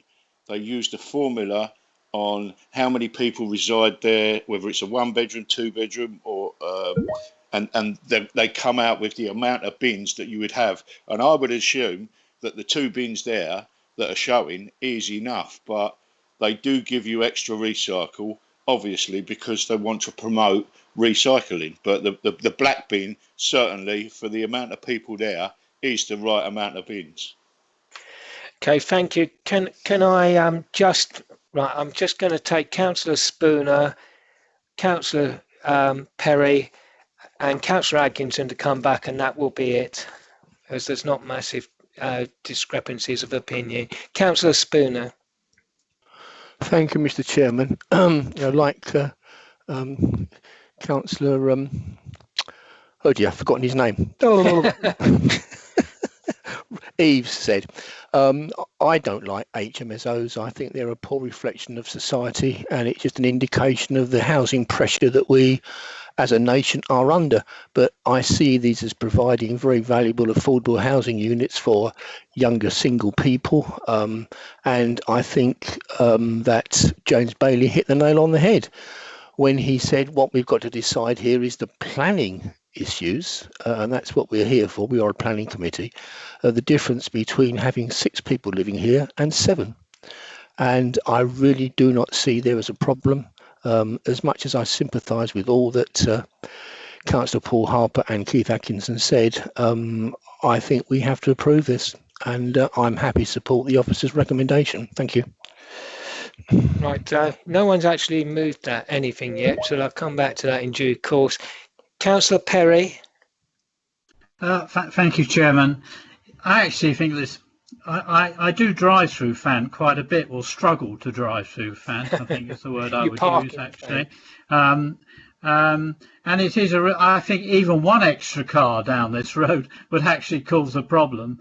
So I do have a huge amount of sympathy. Well, what Councillor Harper and Councillor Atkins say, and I think I'd love to be able to say no to it, but I just feel I can't, because I think, as James Bailey has quite rightly said, we're going from 6 to 7, and really it's not much we can do about it. I honestly think. I mean, I think all the points have been raised. So yes, I mean, I think we have little option but to approve it. And I find it a bit depressing, to be perfectly honest, because I struggle to park my car in that area, and I struggle to drive. And people will use their cars. You can't assume everybody's going to get on a bus or a bike. Okay, Councillor Atkinson, and you are the last speaker. Thank you, Chairman. Yeah, I agree with what Councillor Perry has just said, actually, about parking, which is why I made my proposal earlier that, because there's likely to be 6 or 7 vehicles there, where are they going to actually park? It's already congested there as it is, which is why I was asking that the committee turns it down, because it can't comply with policies DM9 and DM23. And going back to what Councillor Eaves was saying, yeah, there is a bus service. Even at the best of times, it only runs 4 or 5 times a day. And right now, I think I'm right in saying it's only twice a day. So it means that anyone living there will definitely need their own vehicle. So I still say we should turn this down. Thank you. A brave effort, Councillor Atkinson, but I fear as it's not been seconded, that would be difficult. What has been moved and seconded is the proposal on the papers, which has been proposed by Councillor Wilby and seconded by Councillor Mumford. Therefore, I'll ask the I will ask the facilitator to call upon members to vote in alphabetical order. Thank you, Chairman. Councillor Atkinson. Against. Councillor Brindle. For. Councillor Chapeltay. For. Councillor English. For. Councillor Eaves. For. Councillor Kimments. For. Councillor Munford. For. Councillor Parfitt-Reid. No one answered my question about the access, by the way, but for. Good point. We'll proceed with the vote, but we will try and answer the question at some point.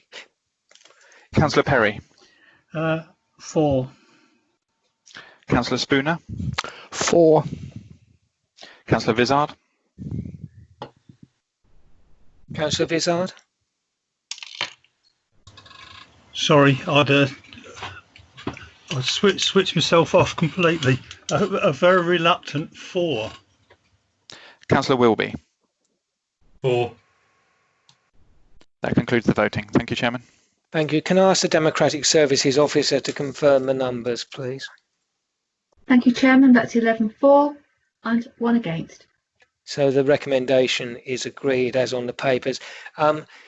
Mr. Bailey, could you please confirm to us that the arrangements for the access to the cycle store at some point, please, as the question does really require answering. Yeah, I mean, maybe just going back to it, I didn't know whether Councillor Buffett was referring to this doorway that's kind of been put in the fencing, and therefore that indicated that there seems to be a right of access round the back. Now, I was just looking at the area, and I can get an aerial photograph if members so request. I had saved that for the next one. I can use Google Earth and take you on a little tour of this area. I don't think it's urgent, but I would like I think the committee would like an update. Okay, well, I'll do that. I can certainly do that after maybe the next item, because it's set up for the next item on a tour, and then I can then go and check it on Google Earth. But just to let you know, there does seem to be an access way here that where the residents of these houses seem to be able to access their back gardens. And I wouldn't be surprised if for some reason that extends towards the back of the site. But I'll use aerial and see what I can get out to give the members a more definitive answer. Could I ask you, I'm sure the committee won't object to use your best offices to try and ensure there is a reasonable that there is an access for this cycle store? Within the powers that we've got, I can certainly go and look at the Google Earth to give members a clearer indication in a second, if that's what they want. Thank you very much. Okay, that would be useful. We now move on to agenda item 15, 130 Ashford Road, Bearsted, Maidstone, page 44. And, you're a busy man, Mr. Bailey. I call upon you to introduce the report. Thank you, Mr. Chairman. I'm going to try something now just to take you on an aerial tour, because it's not quite so clear. So you'll just have to let me hope my Google Earth works for me. Oh, it does. Right, so this is where I'll take you a bit later, but this is effectively the 130 Ashford Road. I thought I'd take you on this tour because it's a bit easier to show you from the aerial photograph. And this is the building that we're concerned with, which is a single-storey building. And I'll see if I can, it may go a bit funny for me, so just bear with me. So this is the single-storey building, and what is proposed in this instance is to have a first floor addition in approximately this position here, and arranged down the side. So it won't extend to the full element, and it will be arranged in approximately this area. Whereas previously there was a refusal for an application for a far significant first floor extension, which covered a large proportion of the flat roofed area that you can see. Obviously, if members, I can obviously take this aerial shot to give you a closer view in terms of street, but I'm assuming most members will know that. But I can come back to this at a later date, but it's just quite a good indication to see, because the other photographs are taken from Cavendish Way, and you don't actually see the rear of the site particularly well. So I'm just going back to the presentation. So this is the application site just here. This is from the Ashford Road, and effectively there is a single-storey element in approximately this area here. You've got the parade of shops with the post office at the end, and you've got the newsagents as you go around the corner, and the Chinese restaurant as you come around here. So it's quite a good image to see. So you would see a view.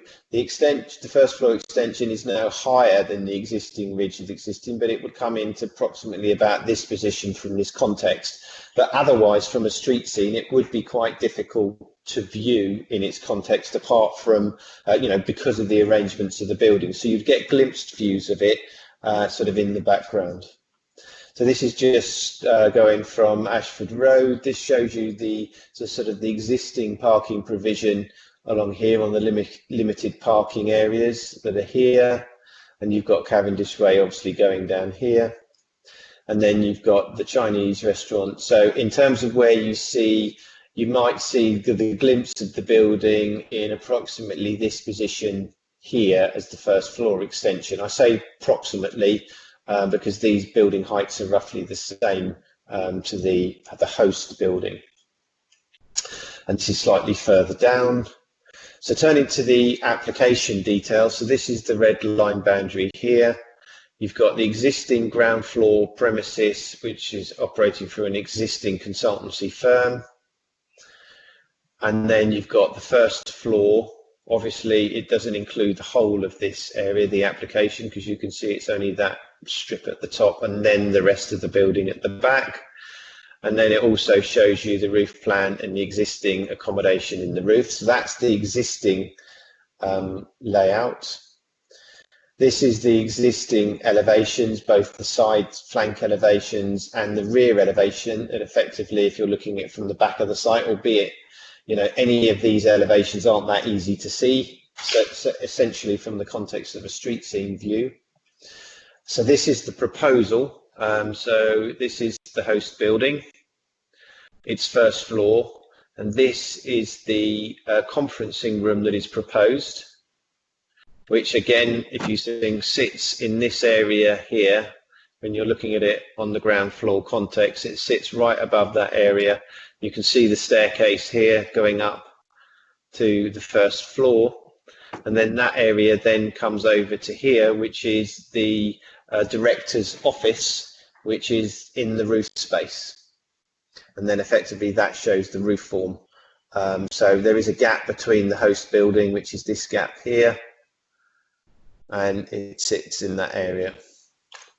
So this is a view of the building in terms of its context. It is slight, so it's not straight on, so it's slanted on, hence that's why you see this elevation here. It is proposed to be in a Calzip cladding, and again I'm just going to, well, I've got a very, hopefully I've gone to the Calzip website for members, and in effect this is what the cladding is proposed.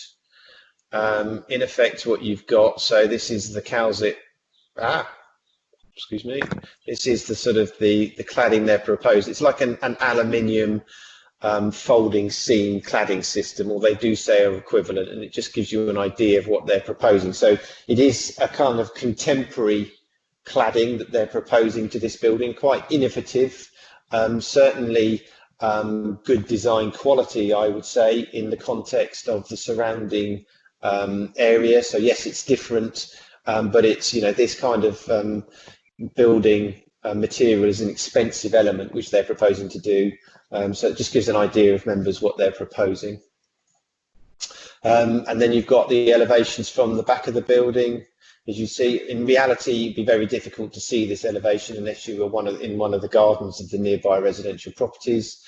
And again, these elevations aren't that noticeable apart from the gap through here, because obviously it's hidden by the main host building and the buildings that come around the corner here. So it shows you in terms of height context, it's similar in height. And in terms of the context from a street scene, you'd only get very limited glimpses from street scene context. So this just shows it in further elevation form. And there is a sort of just a model plan that shows how it looks. So again, it doesn't cover across the full extent of the flat roof extension. You've obviously got the commercial buildings to the next door property over here, which is the commercial building, and it just shows it kind of in the context. Again, as I say, it'd be difficult to see these elevations from the context of the street. And I think that's just the right, yes. So the proposal seeks to provide a meeting room at first floor and a director's office in the roof space for an existing local consultancy firm. The application details confirm that the additional floor space will not result in an increase to the existing staff and numbers, will be of a similar height to the existing host building, and will be clad, as I've said previously, using the Calzip cladding system, which is a high quality cladding system. The previous refusal, as set out in your papers, was also for a considerably larger scheme. So what we need to do in the assessment of this application is have those previous grounds of refusal been addressed, and again, are the current proposals acceptable in both visual terms, parking terms and amenity. The report concludes that the proposal has overcome the previous grounds of refusal by being significantly smaller. It now measures approximately 55 square metres as opposed to the previous 200. It will not result in unacceptable harm to the character of the surrounding locality, And I take that in the basis that it is a contemporary design with a high quality cladding system, but is also not highly visible in the context of the street, but only in general glimpsed views. It is acceptable in highway terms, and that is set out in the context that whilst no on-street parking provision is provided, there is no current on-street parking provision for the existing business, and they haven't said that there's an increase in staff, just to allow the business to have facilities, i.e. the conferencing room and director's office that most offices would have in any case. And on that basis, there is no harm to highway safety by not having any parking provided as part of this application.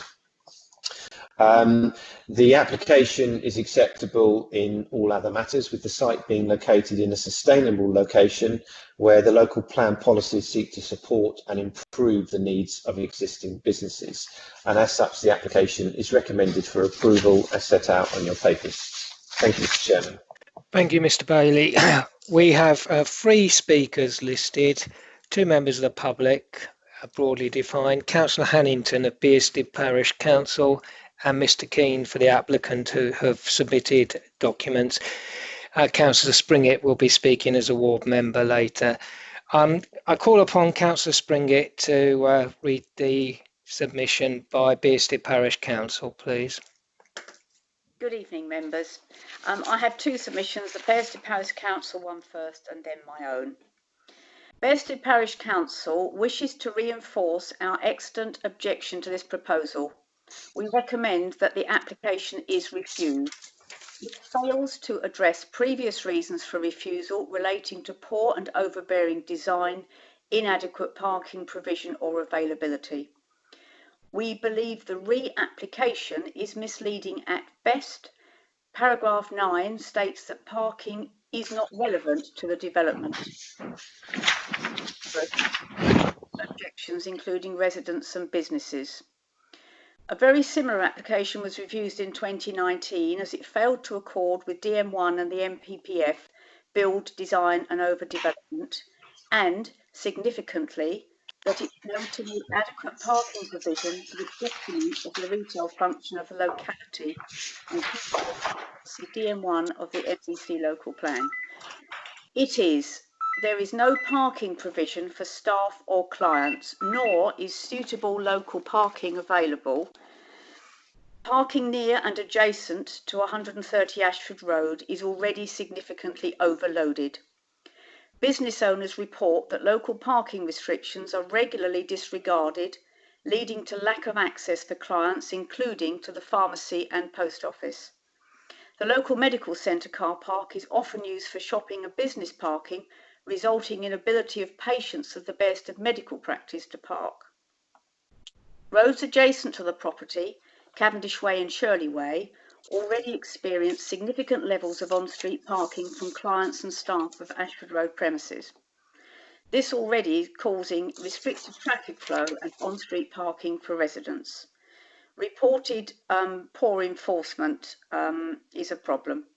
Design remains poor and overbearing. There are no parking spaces to support the increased levels of staff and clients that the 55-metre square commercial development will attract. Our objections and those of neighbour and neighbouring businesses remain consistent with the previous refusal decision in November 19. We maintain that the site is exceptionally restricted, making it impossible to see how this development could be conducted without significant disruption.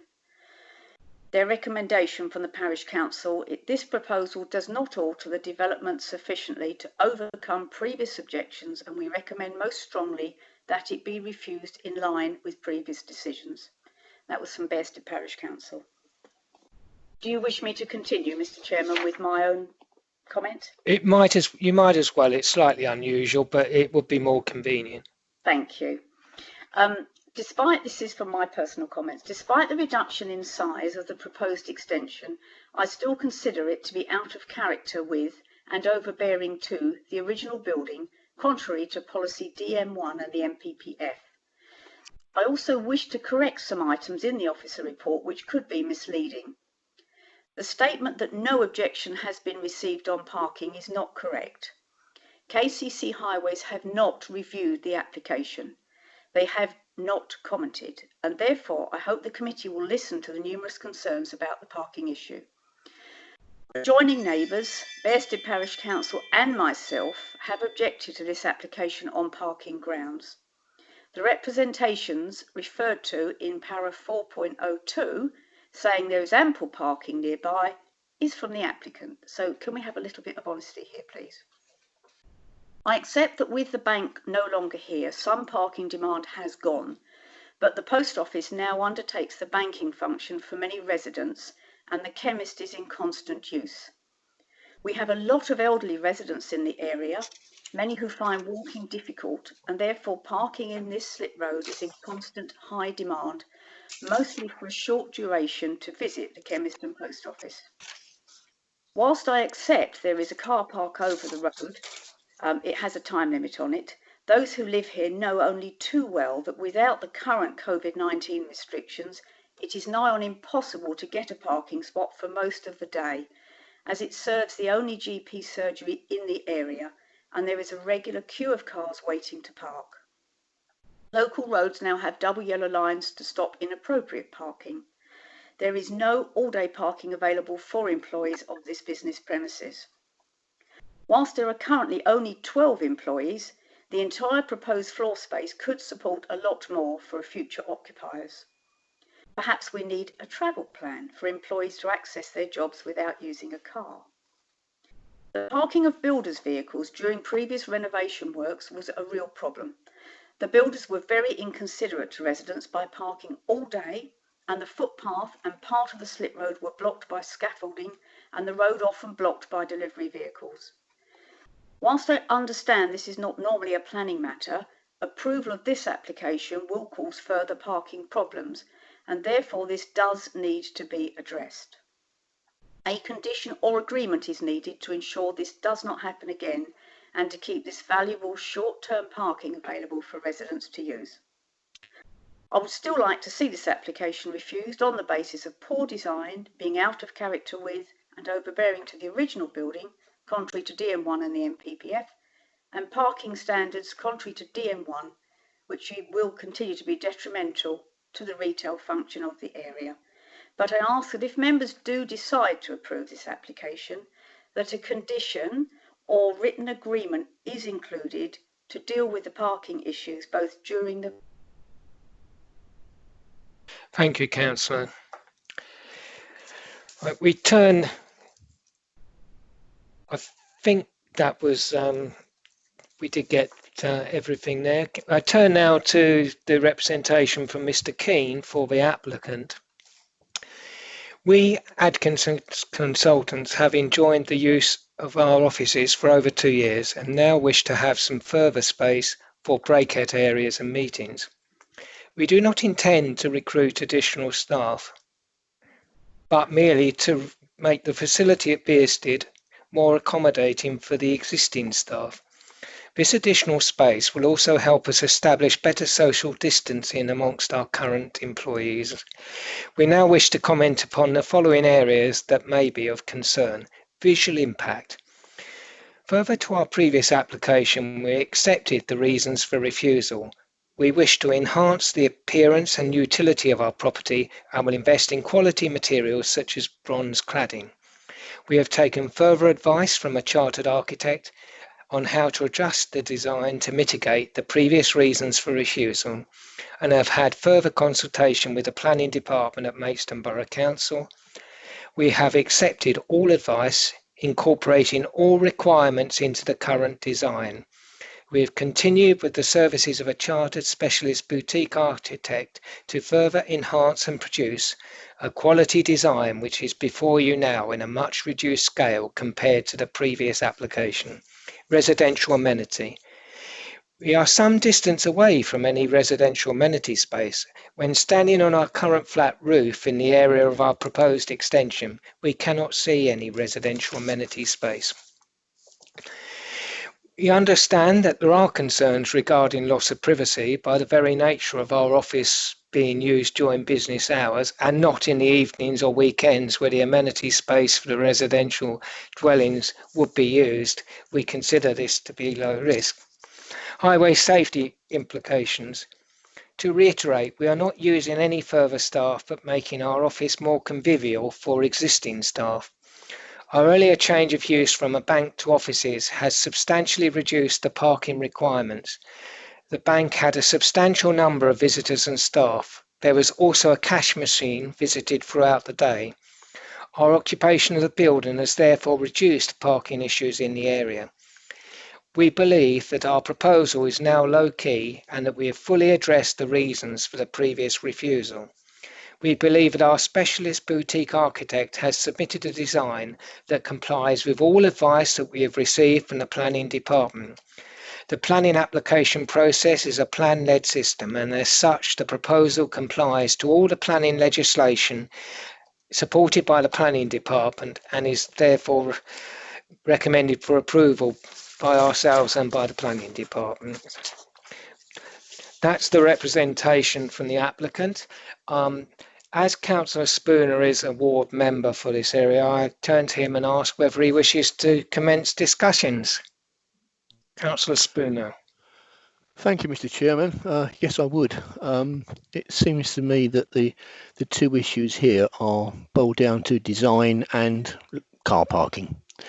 The design, I have an open mind towards that. Some people would consider it innovative. Others might think it's an eyesore. I really don't know. I have an open mind towards it.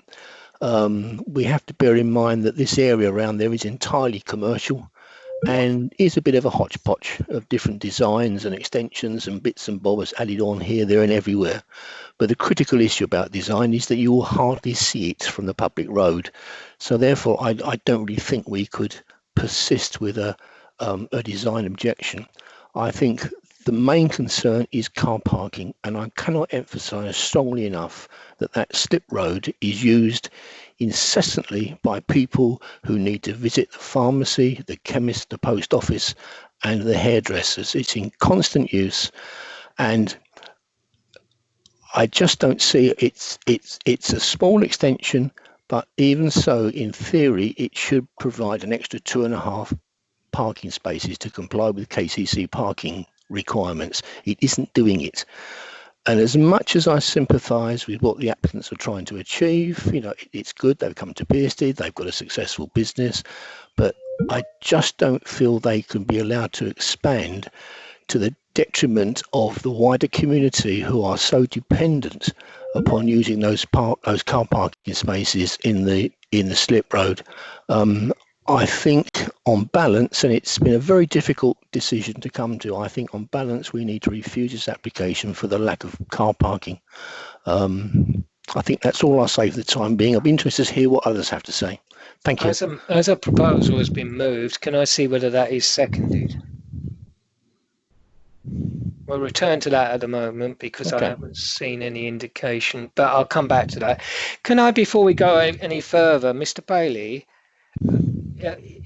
are we relying on assurances? Is there anything that could be done to ensure that there isn't an increase in staffing?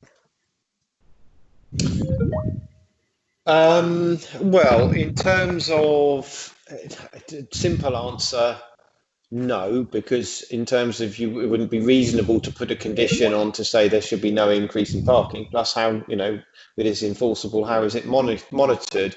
Normally, a lot of the time, in terms of planning, we have to take what the applicant is saying, and they're saying they're trying to develop a meeting room and a director's office. So, on the basis, there is the option that obviously you could condition, personal permissions. Again, we had that previously. I would not advocate a personal permission because you've got the existing ground floor for the company, and then you're only looking at the first floor, and then how could you condition that personal to this application? So as planning permission runs with the land, I don't think you can reasonably impose a condition which limits the no increase in staffing numbers. I don't think that would be reasonable. And is there any other way of securing any parking on this, on or adjacent to the site? I take it no. No, the answer to that is no, but I think members also have to consider very carefully that there is no existing off-street parking for the premises that's operating. So based on the applicant's assumption, and anyone or any inspector, if it were to be refused, will look at the assumption that the applicant is saying, and they'll have to take them on that word. Given the existing situation that the current company provides no off-street parking and there's no increase in staff numbers, then how would you then, where the existing staff may or may not park in those parking bays, then how would you substantiate a ground of refusal on that basis? But what I can say, because I've got, in terms of, you know, there has been issues mentioned about construction, obviously it's generally not something that we look at in terms of construction management on the normal types of application, but where you've got very complex access arrangements and construction may be difficult in very confined sites, then members may be able to impose, by meeting the test, a kind of a construction management plan that at least deals with how construction of the extension would go forward. As I said, I wouldn't normally advocate that in circumstances. It's not one that the officers have put forward in this report, but obviously members are making a decision as to whether it's acceptable or not, and you need to consider whether, you know, at least managing construction on the site and where they're going to put construction materials and where they're going to put the compounds and where they're going to have personnel parking, members may consider are reasonable matters to look at given the special circumstances of this site. Okay, thank you, Mr. Bailey. I have had comments that they wish to speak from councillors Mumford, Atkinson, Eaves and Perry, and this is really quite a straightforward issue on parking, so I'm not proposing to take any more speakers than that unless something new comes up. Councillor Mumford. Yes, since I asked, Mr. Bailey's gone into great detail, but basically, as far as parking is concerned, we have to believe the applicant. There's no increase in requirement for parking, and we have to believe the applicant. So I don't think that's one we could pursue. I'd be willing to look at the construction phase and looking at that in detail and adding something to that, and also design, but that's very specific. Subjective to me, it looks like a shed on top of a flat roof, but I will take other people's advice on that. I cannot support anything that would be a refusal based on parking, because we've got to believe what the applicant says. That is the way it goes. Is that an amendment, councillor, that you approve subject to the construction management plan condition? Yes. Is that seconded?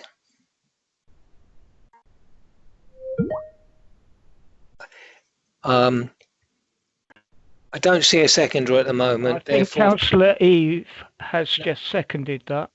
Oh, has he? Sorry, Councillor Eves, it's literally just come up. Thank you very much. Can I now go to Councillor Atkinson, please? Thank you, Chairman. To me, it looks like a good quality design, but I'm wondering if this CalZip system is capable of having ecological enhancements that we usually ask for, like Swift Batten B bricks. I think you knew I was going to say that, didn't you? Would it be a brick on that system, Councillor? So is it possible to have those sorts of things incorporated into this design? Thank you. Very good question. I wouldn't say it'd be a brick, but a space maybe. We'll come back to that in a minute. Councillor Perry. Councillor Perry? Yep, I'm here. Yes. Can you hear me? Yes, I can, John. Okay. Yeah, I wanted to come in because I support Councillor Spooner on this one. I've read this, and it is a bit of a struggle because I think the design, I don't have an issue with the design, actually. I think that it is, I think you said it is subjective, and James said it as well. And it does have some good points, I think. But to me, and I know Councillor Mumford will disagree with me, but to me the parking is a real deal breaker on this for me. It is going to create more problems, and it's in an area where they've got problems already, and we shouldn't be approving something. It's going to exacerbate what is already a very difficult situation for residents, and I believe we should refuse it. And I would second Councillor Spooner's proposal. Thank you. Thank you. Councillor Eaves, please. Councillor Eaves. Thank you, Chairman. Yeah, I just wanted to obviously reiterate me seconding the proposal by Councillor Mumford. I don't think we've, as you said, we've got to take the applicant at face value. We shouldn't be putting restrictions on the number of staff. Should they expand and be successful, we should be encouraging that, to be perfectly honest. However, parking, it is an issue.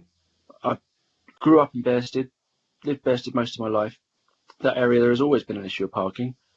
But you cannot put the issue of parking on those premises there, on that slip road, when it's probably the fault of infrastructure when the surgery was built across the road. We can't put the blame on the current applicant when actually it falls on the surgery and the amount of patients that are overrunning. I think that would be completely overruled if it went to appeal, and rightfully so. And in terms of the design, I work with a number of cladding firms in my job, and some of the designs are incredibly innovative, very sustainable, and I don't think it would be out of keeping, given that actually the vast majority of it will be hidden. So no, and just adding on the conditions that Councillor Springett made, I think, on the construction management plan, on the notes here about the builder vehicles not being parked any time in limited bays unless unloading. I think that should be a condition written up before we accept it. And obviously part of that, the footpath must be kept clear for the materials. So there does need to be put something in there to make sure that it is clear, and they have to come up with a plan to put the materials somewhere out the way so as not to cause an obstruction. But otherwise, I think that we wouldn't be in a position to refuse this, and I'm all for the proposal by Councillor Mumford. Thank you very much. Mr. Bailey, did you have any comment on the point made by Councillor Atkinson about biodiversity? I'm not quite sure how it would work with this, but did you hear his point, Mr. Bailey? Yes. Sorry, I was just typing something in the IM message. Sorry, thank you, Chairman. No problem. I'll stop. Yeah, I mean, you know, I quite agree with what you're saying. Maybe not sort of a brick, but in terms of, because they're coming up with a separate cladding system, these are, you know, different construction methods. But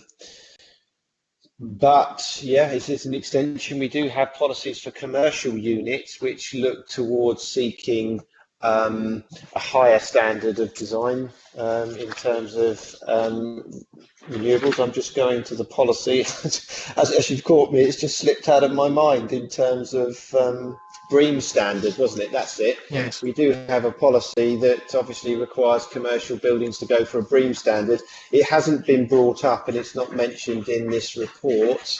Oh, sorry, I think I might just close my window because obviously it's the 8 o'clock NHS clapping day. Sorry, members. So yeah, on that basis, as I said, we do have a condition on BREEAM. You know, previously it's been mentioned, members, that, you know, there is a kind of a ceiling limit where BREEAM becomes affordable and not. You know, it's previously been alluded at about 600 square metres. It's really down to members whether members seek to, you know, impose that kind of standard on this rather small scale 55 square metre building, which looks at the fabric first option, really. To be honest, I don't have any objection to that, but I actually think Councillor Atkinson was actually referring to something as simple as putting an aperture in somewhere for a Swift. Well, I'm sure that could be accommodated. Sorry. I don't, as long as the mover of the amendment and the seconder don't have a problem with that, of course. I don't think they do, so they're not indicating anything. So I will take Mr. Spooner very briefly, as long as he doesn't repeat himself, and come back, and then we will move to a vote.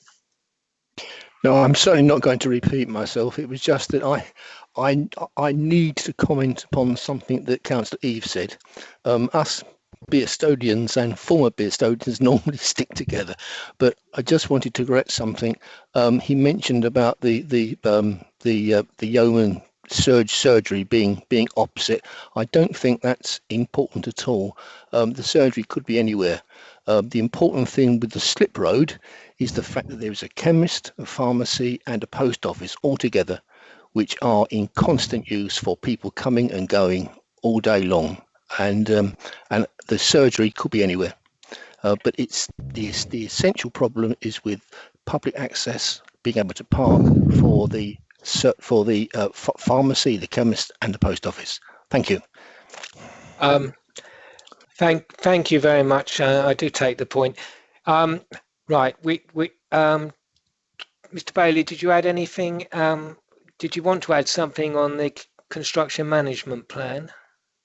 Oh, it's just a question if, Chairman, if you wanted me to, I've kind of sort of jotted some wording down for what that construction management plan would look like. If you want me to set it out, it's up to you. I can go through it in terms of the suggested. Unless other members really need to, I think we're fairly clear on what was being said.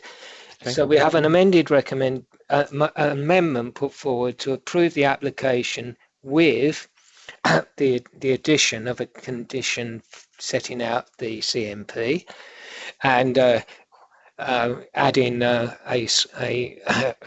provision for SWIFTs. I believe that's correct. Have I missed anything? I don't think so. So I'm going to ask the facilitator to take the vote on the amendment. Thank you, Chairman. With musical accompaniment, apparently. It's my next door neighbour. He does it every Thursday evening at 8 o'clock. All right. Well, right. Can we take the vote, please? Certainly. Councillor Atkinson. 4.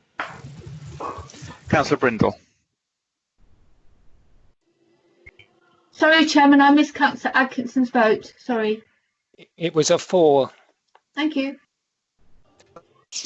Councillor Brindle.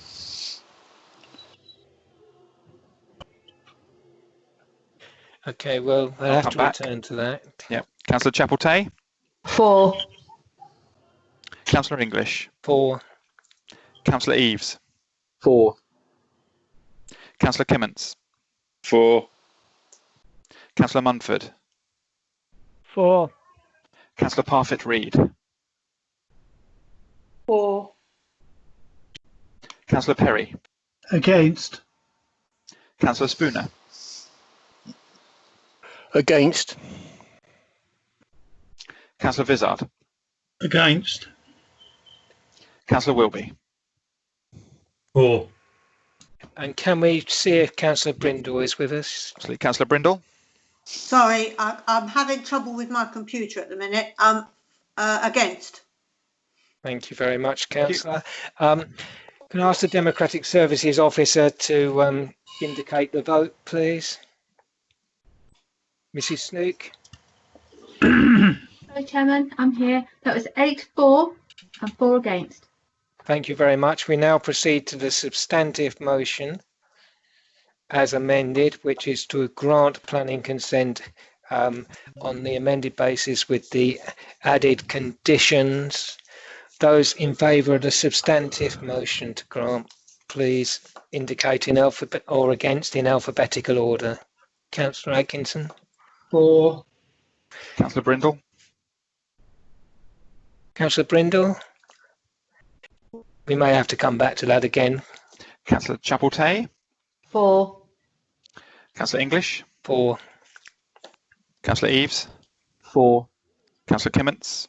4. Councillor Munford. 4. Councillor Parfitt-Reid. 4. Councillor Perry. Against. Councillor Spooner. Against. Councillor Vizard. Against. Councillor Wilby. 4. And is Councillor Brindle with us? Councillor Brindle? I am, and I'm against. Thank you very much. Mrs. Snoot, could you indicate the total votes, please? Thank you, Chairman. That's 8 for, 4 against. On that basis, the application as amended is approved. Do members wish to take a 5-minute break or to continue on? No, get on with it, Clive.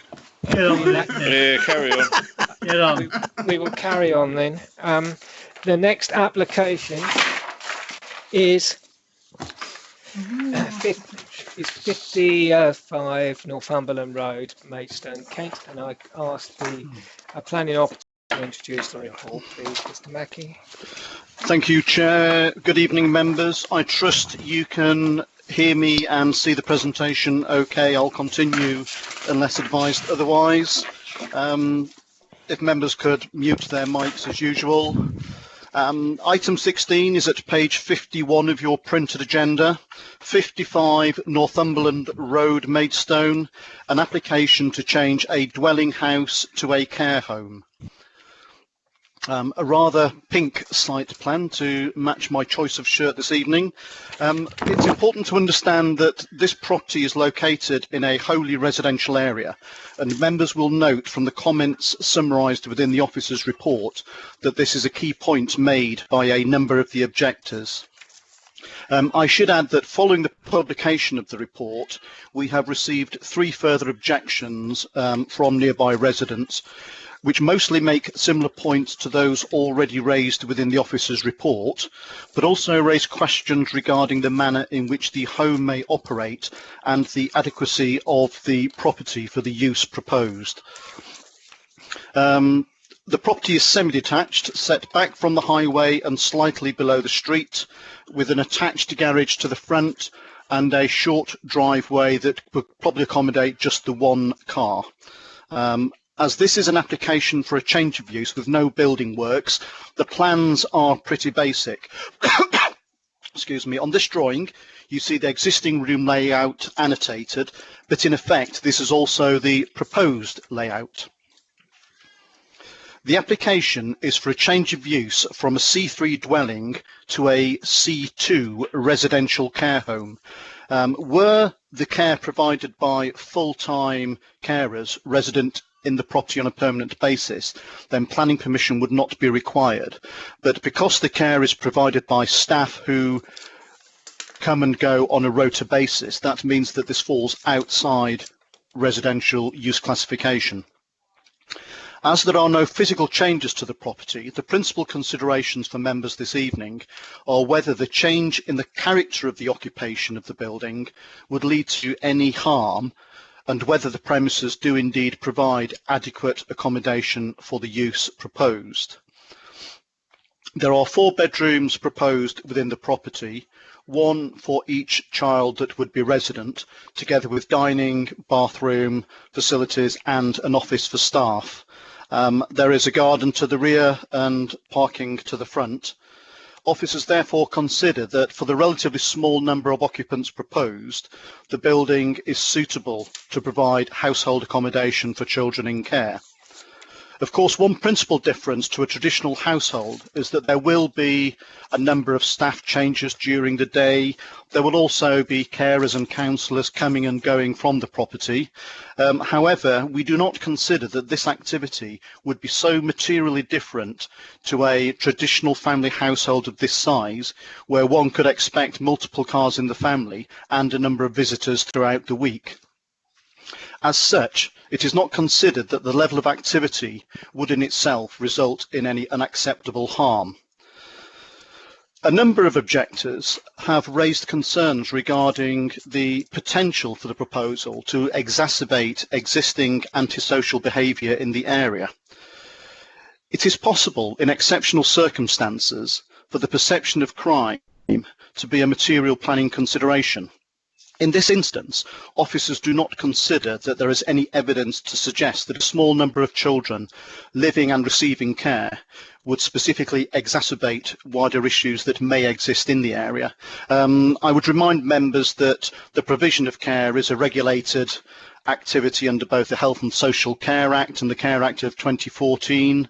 The provider must register with the Care Quality Commission, meet certain tests, their managers must be qualified, and they are subject to regular inspection. So on that basis, we don't consider that there is any reasonable assumption that the use in itself would exacerbate any problems that may exist. Having said that, Chair, having reviewed the recommendation, I do consider that there are further conditions that should be added to the report in order to provide an appropriate level of safeguarding. The first is that a C2 use, which is a residential care, includes other uses such as medical, training or educational uses. There is also the ability under the permitted development order to change from C2 to education. I would therefore recommend, subject to members allowing officers and the legal team to agree the detailed wording, that we impose a condition stating that the building shall only be used for the purposes of residential care and no other use within Class C2, and that any rights to change without the need for planning permission are removed. I would also recommend a further condition limiting the number of children resident in the building to 4. This would ensure that the scale of use does not increase over time beyond what members may consider this evening. Subject to those 2 additional conditions, I would recommend that planning permission is granted. Thank you. Thank you very much indeed. I have received indications that we have a submission from an objector, Mr. Ashton, which I shall turn to shortly, and that we will be joined by Councillor Garland as a visiting member after that. So I turn to Mr. Ashton's submission. The proposed care home at 55 Northumberland Road cannot be considered equal to a family home. Otherwise, planning permission for change of use would not be required. It is an institution and as such will be operating as a business which the owners have stated will be operating 24 hours a day. Being a care home will result in a significant increase in the number of people accessing the home from multiple agency input, including social services, young offenders, health and drug services, educational support, youth offending teams, to name but a few. This doesn't take into account members of staff, plus families and friends who may be visiting the residence. This substantial activity will result in a considerable increase in traffic and parking to an already busy road where many houses already occupy curbside parking. There will be a significant increase in noise and general disturbance created by the business use of this house, and as it will be operating 24 hours a day, the disruption could come at any time of the day or night, having a detrimental impact on the noise and parking in this road, affecting all those who live there. The staff levels have already changed from the original application from 2 full-time to 5 full-time, leading to 12 in total. The Ofsted's home inspection framework states that children placed in care homes will have extremely complex needs and have been at risk from others and often from the impact of their own behaviour for some considerable time before coming to live in the home. This means the potential for unpredictable and volatile behaviour is high, resulting in noise and disturbance which will be heard through the very thin walls of this semi-detached dwelling and will be extremely invasive when in the garden. I am extremely concerned about the effect such unpredictable extreme behaviour will have on my physical property and the well-being of my family. The Children's Homes Regulations Amendments 2014 states that the suitability of a location for children's homes must be taken into consideration because already vulnerable children must not be placed in an area where they can be the victim of crime, targeted for sexual exploitation, be drawn into gang crime or antisocial behaviour. Data on Police UK shows Shepway has some of the highest crime rates in these crime categories in the surrounding area. Residents placed in this care home will find themselves in a neighbourhood where there is not only opportunity to become involved in crime, but also a high risk of becoming a victim of crime. Police UK currently only lists data up until March 2020.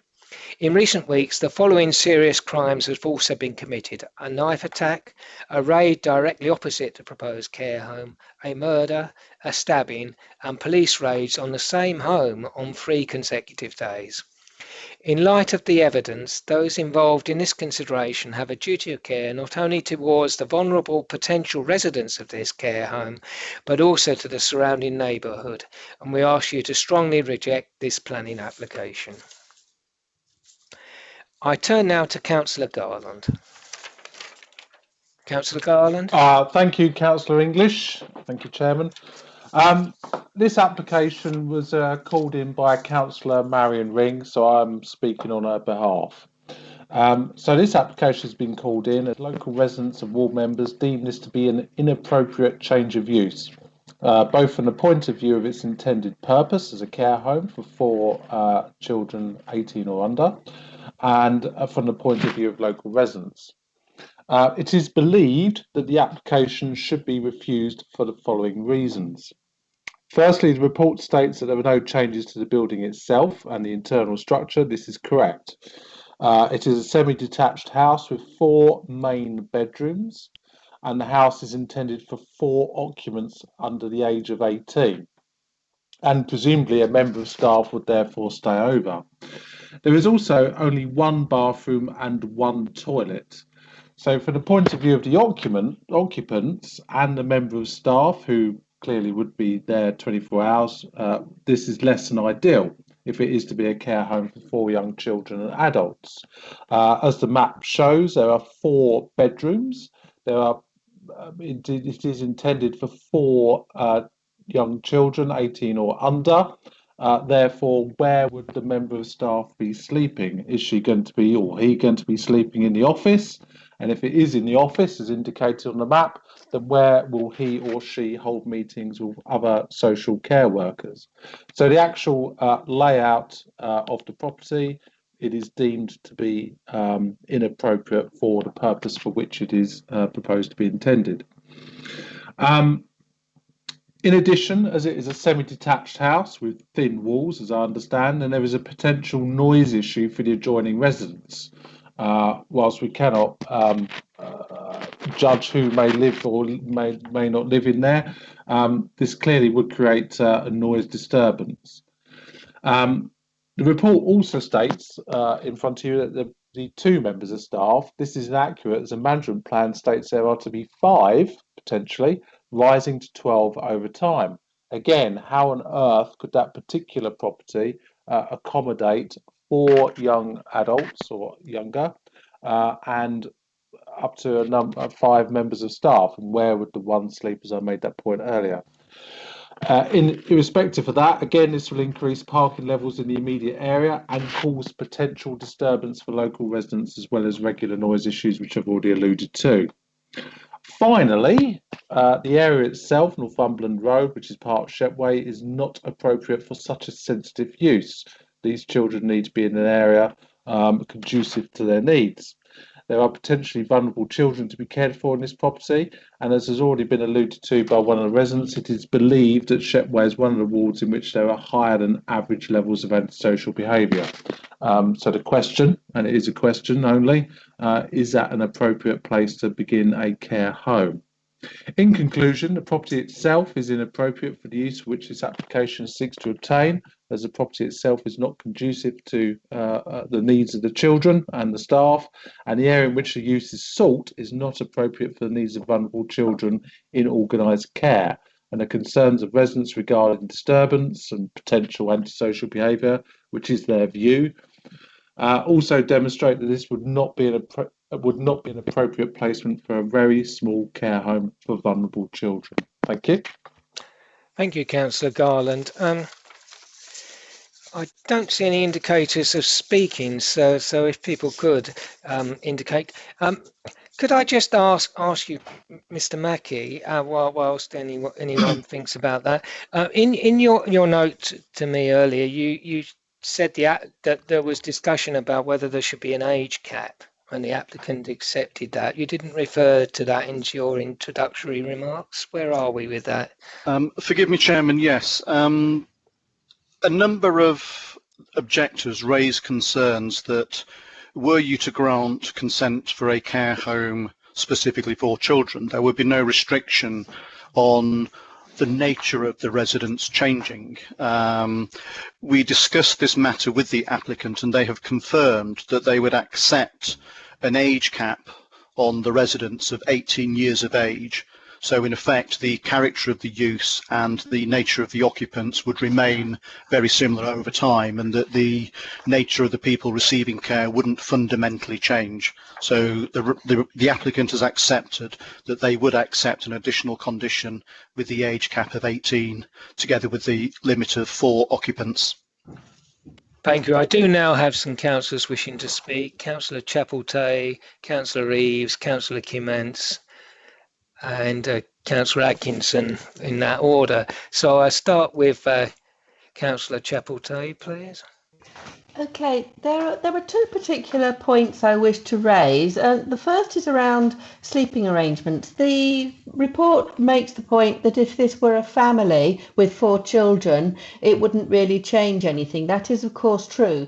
But in a family with 4 children, there's a very good chance that a couple of them will be sharing bedrooms. I'm assuming that children in care are unlikely to be sharing rooms, and therefore this is a valid point about what are the sleeping arrangements. The second point I wish to raise is about the environment into which you could be putting some rather troubled children. I used to teach physics at New Line Learning, the local secondary school. Approximately 20% of the children on our register there were on the Child Protection Register. Now, that, of course, means that 80% were not, and 80% live perfectly normal, happy and healthy family lives. I don't wish to imply that the area is particularly troubled. Nevertheless, there was a higher proportion than many other parts of the country. It is not an ideal environment for children who may already be troubled. There is too much temptation. There would be too much support. They probably need to be in a better environment where there are fewer troubled children and troubled families around them. I would therefore, somewhat reluctantly therefore, oppose this application. Thank you very much, Councillor. Councillor Eaves, I think, was next. Yeah, thank you, Chairman. It's a delicate position we're being put in here, because if we take local plan policy SP19, we need to seek the delivery of sustainable mixed communities. This is what this is proposing. In a sense, we need, as a council and a borough, to be able to provide housing for children that are being taken from an environment where, should they stay, that they're going to be at more risk. We should take pride in the fact that we've actually got facilities and the capability to take these children on, and it would be wrong of us to tarnish all of them with the same brush, to say that they will all have behavioural issues, they will all cause problems, and that they will all automatically enter a life of crime, no matter where they end up being. That being said, again, I'm going to revert back to my previous experience, almost a decade in the police and having dealt with a lot of care homes and vulnerable children and working directly with them, carers and foster families. They are more than likely to be brought into say adverse environments outside of the care home. They are more likely to be tempted. This is just purely my own personal experience. And there are several care homes that are positioned far better than what this is being proposed. My only concern is that outside of DM9 and DM1, where, let's be honest, we don't have a crystal ball and we can't predict what the behavioural issues of these children would be, and therefore the impact on local neighbours would be, I can't see a policy that will allow us to genuinely refuse unless someone can help scope out a refusal on the basis of DM9 and DM1 to local neighbouring properties. And I'm more than happy to propose a refusal on the basis of those 2 policies if I can have some assistance in getting the right wording to prevent an easy rebuttal. Yeah, I think some consideration will need to be given as to what the difference is between this application and the situation which could apply if the home just continued to operate with a different staffing pattern, which is the reason they've had to apply for consent in the first place. So we probably need to address that. So I'll give you some time to think about that whilst Councillor Kim speaks. Thank you, Chairman. I agreed with everything that Councillor Eves said right until he got to the point where he wanted to refuse it.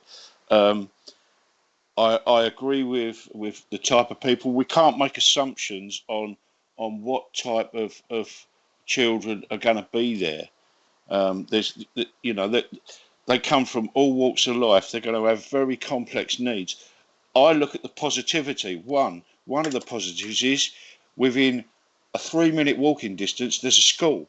So that's a positive.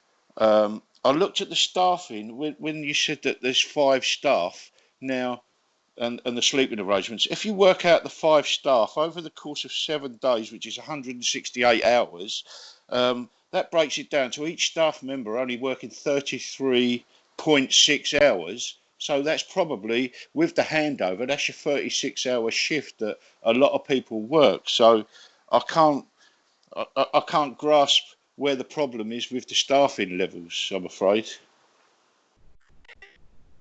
Right. We'll come back to the staffing issues in a moment because that's quite critical in some ways. Councillor Atkinson, I think. Yeah, thank you, Chairman. I've just got a question. I do have John Perry next. Councillor Atkinson. Yeah, thanks. There's on this letter from Mr. Aston, the objector, he says that there's a restrictive covenant on there saying the building should only be used as a single private dwelling. Well, is the existence of a restrictive covenant like that a planning issue? No, it's not. Covenants are individual property law. We can't consider them. Correct, Chairman. Sorry, that's Cheryl, the legal officer. Okay. Sorry, Cheryl. Right. We move on to Councillor Perry. Thank you, Chairman. This is a really sensitive issue. I fully understand all of it. And I very much appreciate Councillor Garland's presentation, which I think covered a lot of very, very key points in all of this. I think there does seem to be some confusion over the staffing numbers, and I think that will have an effect. I think the property, the report says there'll be no changes to the property, and yet I can't see how that can be true, quite frankly, if it's going to be successful. This is an area where we know there is evidence of antisocial behaviour, a lot of it in the area. We know that, and I think you can't dismiss that. And I just think this is in the wrong place. No one's anti-establishing care homes, but this is not in the right place. It's really, in my view, completely wrong, and I think this should be refused. I really do. Thank you. Members, I do need to direct you to think about what the difference is in between what doesn't need planning permission and is the default position on this site and what we're being asked for because of a technicality. You need to think about what the difference is in terms of framing the refusal. Councillor Mumford. Councillor Mumford? Yeah, I'm here. Can you hear me? Yes.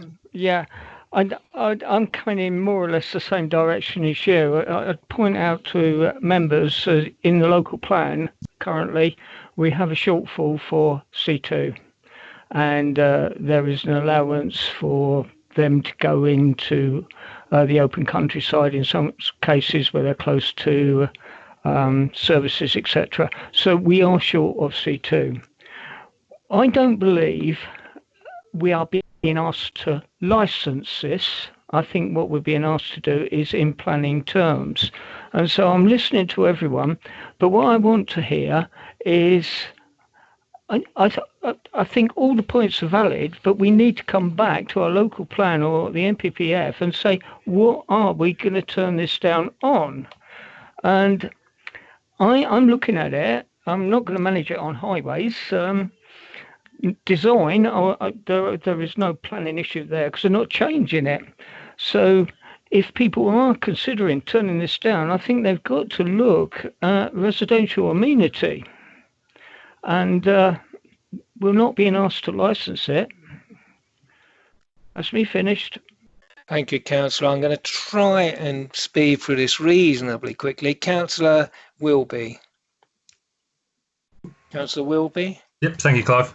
I've actually got one of these care homes just up the road from me, and obviously, I don't live in Shepway. I live quite near to it in Tobble, which apparently also has its problems.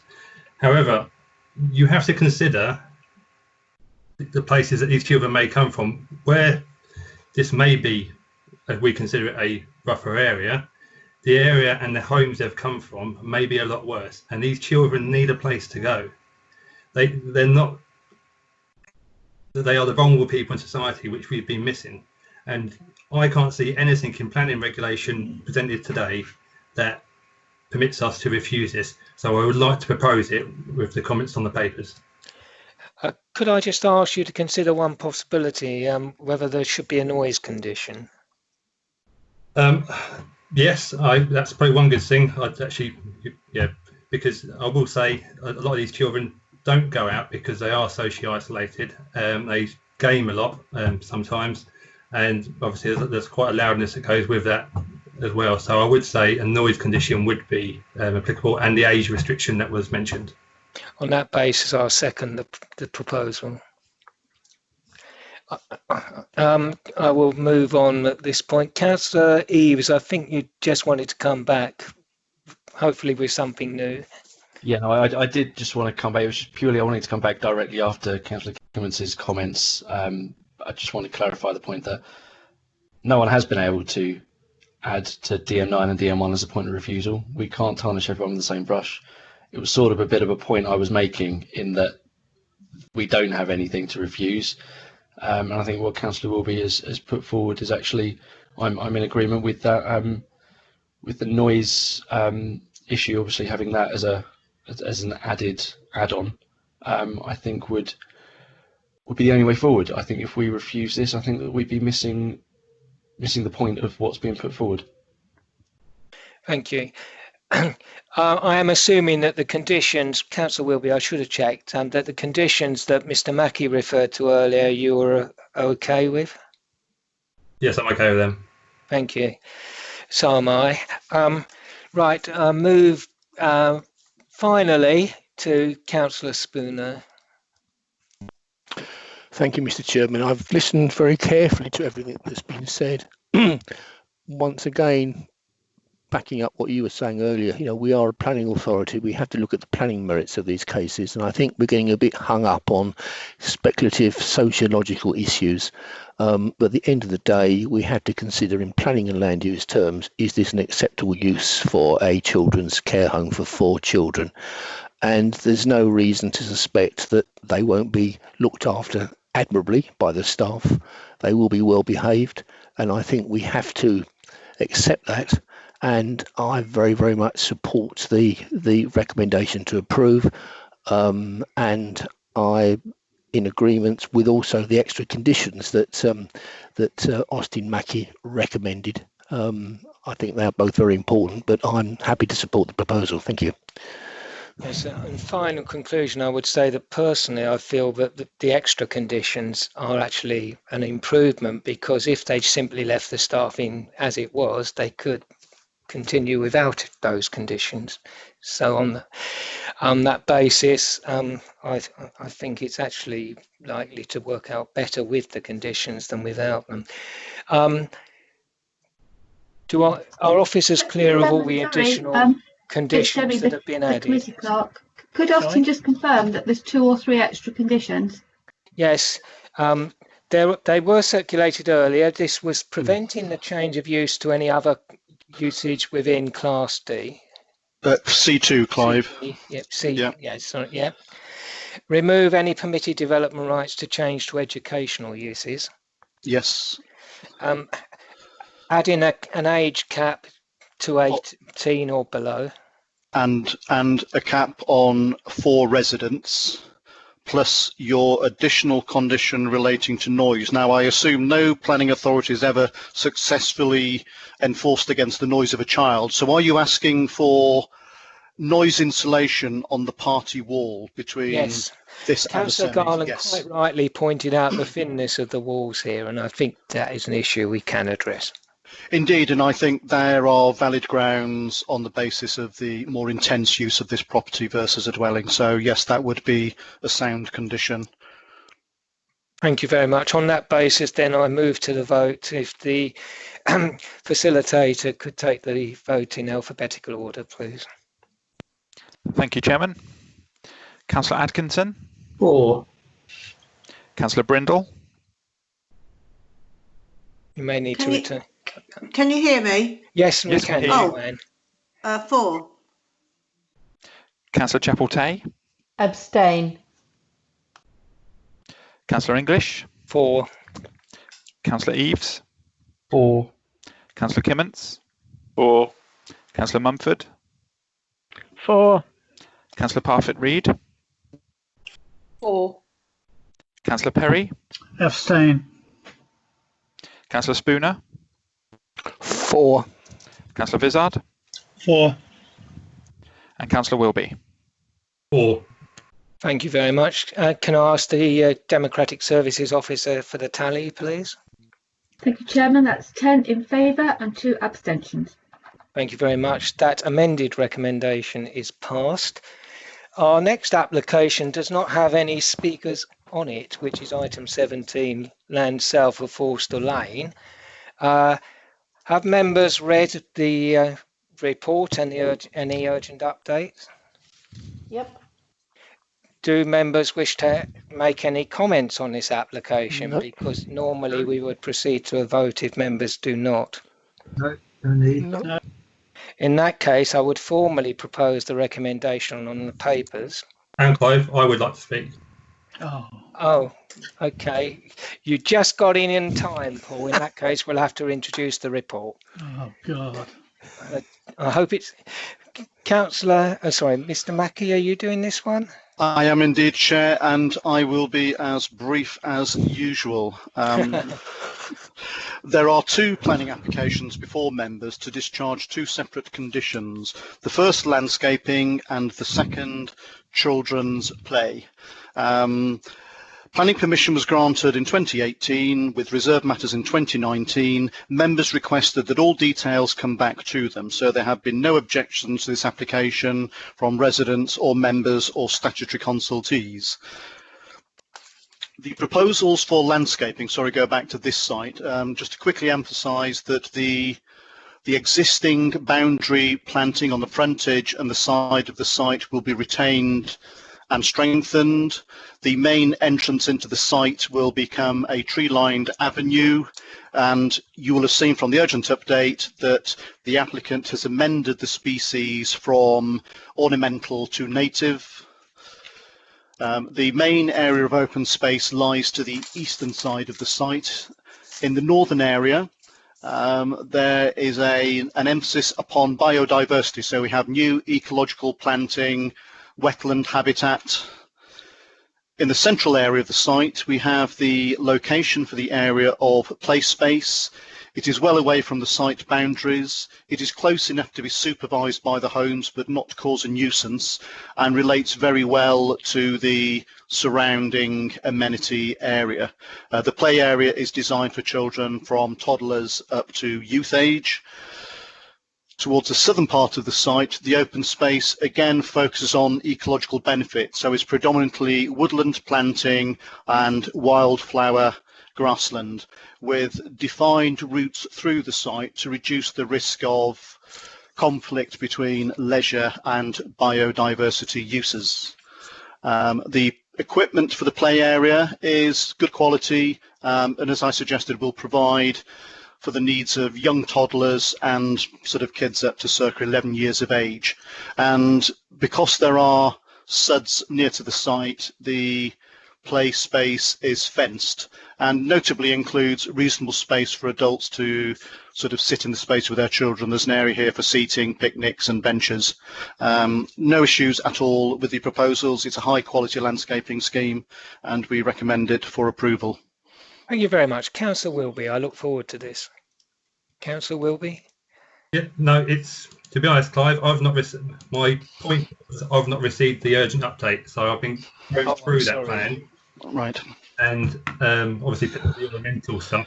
However, I would like to say as well, still in that in the planting plan is a load of ornamental plants and bulbs that aren't native, which was our key issue. So I'm quite happy to approve it in one sense, but can they still work with them to try and get some of these plants changed to native plantings? Because that was our key issue that Tony put together. Yeah, thank you, Councillor Wilby. Right, Mr. Mackey, I think we're still wanting further work on this. So, do you need any further instruction and informative, perhaps? No, I think I think the applicant. Sorry, yes, go on. Mr. Mackey. Yes, Chair. It's always the case that a planting scheme involves a balance of ornamental and native, and in this case they have shifted that balance as requested far towards the native species. If members are concerned that that balance still isn't quite right, could I suggest that there is an informative on the consent and that, taking your instructions, we work with them to get non-material amendments to shift that balance even further? I think that's what Councillor Wilby had in mind. Is that all right, Paul? Yeah, that's fine. It's small things like the bulbs that you put alien crystallis in, which are Spanish mix, which you can change to an English one. They go from white to being purple. It's not a lot, to be honest, but it's small things like that we can work towards so that we're not affecting. I will second the recommendation on that basis, that the informative is added and that we work further. Before we move to the vote, though, we do have a question from Councillor Vizard. Thank you, Clive. It was just, Austin, when you just said that the SUDS area was fenced off near the play area, what height fencing are we putting round it? Because obviously if you've got youngsters there and they can scramble over it, Ashley keeps bringing this up every time about putting the play areas too close to these sort of areas unless they are well protected. Indeed, Councillor, I was expecting Ashley to touch me on this point as he normally does. I don't have the detail of the fencing in front of me, but again, I think as part of the informative, we can take your instruction to ensure that it's referred to as a railing in the descriptions, but I can ask the applicants to provide details to ensure that it is sufficiently robust to stop unsupervised children jumping over from the play area towards the swale next door. Thank you, that's very useful. Right, unless there are any other points, I'm going to move to the vote on the recommendation as amended with those two informatives. Right. Chairman, if there I may are two votes, aren't there? Yeah, thank you, Chairman. I was just going to say we need to vote individually on each application, please. So, yes, thank you very much for that. So the first part is submission of condition 6, which is the planting scheme, which we've just amended. So with the informative in relation to the planting scheme. So can I take members' votes on that, please, in alphabetical order?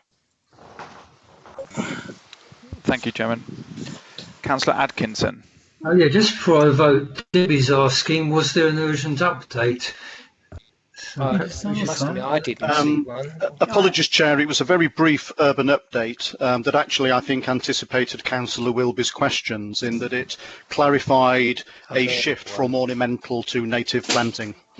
Okay, it was a verbal one. Thank you. That clarifies that.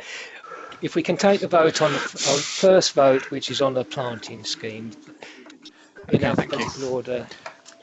Councillor Atkinson. 4. Councillor Brindle. 4. Councillor Chapel-Tay. 4. Councillor English. 4. Councillor Eaves. 4. Councillor Kimmins. 4. Councillor Munford. 4. Councillor Parfitt-Reed. 4. Councillor Perry. 4. Councillor Spooner. 4. Councillor Vizard. 4. And Councillor Wilby. 4. That motion is passed. We move to the second vote. Oh, sorry, I should have taken the count on numbers, but I think it was unanimous. Mrs. Chairman, Snook? it's unanimous, 12 in favour. Sorry, I move to the second vote on the submission of details to discharge condition 5, the children's play space, with the additional informative relating to the fence. Both. Councillor Atkinson. 4. Councillor Brindle. 4. Councillor Chapel-Tay. 4. Councillor English. 4. Councillor Eaves. 4. Councillor Kimmins. 4. Councillor Mumford. 4. Councillor Parfitt-Reed. 4. Councillor Perry. 4. Councillor Spooner. 4. Councillor Vizard. 4. Councillor Wilby. 4. Thank you. Mrs. Snooker, can we have the tally, please? That was 12 in favour, none against. Thank you. That motion is passed as well. So that condition is the details of that condition as with the informative are approved.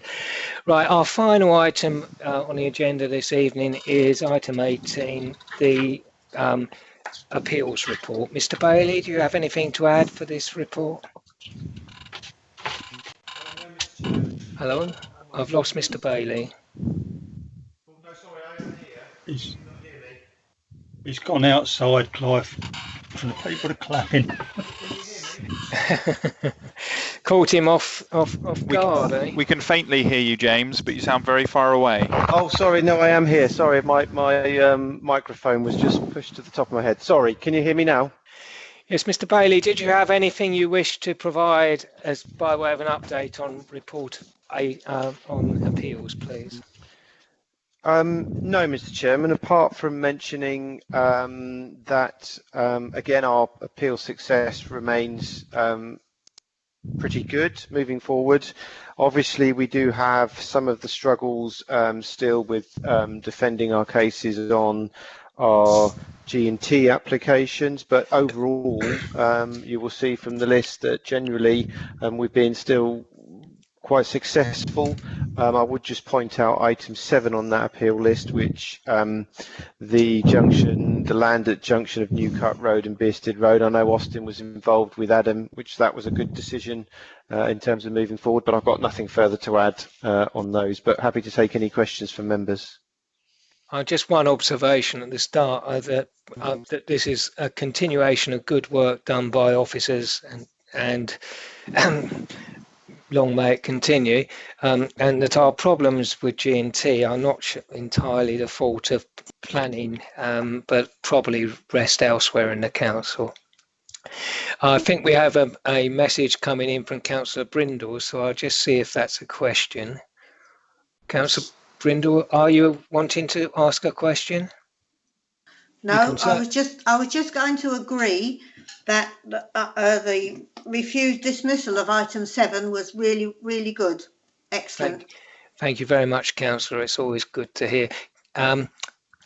Councillor Spooner, please. Thank you, Mr. Chairman. Yes, I too wanted to comment on item 7, which is a fantastic decision. I must admit, I believe the application was refused on landscape grounds, and I must admit I was expecting the council to lose that case. I expect it to be allowed in the light of all what's been going on the Kent Medical Campus site, but I'm absolutely delighted to see the appeal has been dismissed, and I think that's wonderful credit to our officers who obviously put up a fantastic case. Well done to all of them. Thank you. Thank you very much, and we will conclude. The last word goes to Councillor Parfitt-Reed, I think. Councillor Parfitt-Reid. Oh, hello. Sorry, I was just trying to ascertain. This is just a point of order, really. I was using the main comment section to indicate to speak, but apparently some people are using IM, so you can't see when everybody that's indicated, if that makes sense. And I just would rather it to be either IM or on this main screen. Does that make sense? In terms of wanting to speak, I have only been taking them from the IM, councillor. So, other than ward members. Can I just say I don't have IM? That's the I'm I see. Okay, that would explain. Can I just clarify? See my responses to you, Councillor Parfitt-Reid. Yeah. The area that you've just typed in, where you type, please can I ask how to use IM to indicate a wish to speak? Yes. That is IM. It's the same thing. The conversation area and IM is one and the same. Okay, so it doesn't go directly to Clive? No. Everybody can see it. Because Julie sends me direct messages when I put a query up there, and I assumed that was IM. Yeah, that's separate technical support where she is also IMing you, but it's outside the meeting. It's a separate channel to you. Okay. I suppose it's just that I had one of the problems I had was that I couldn't see when other people were indicating to speak.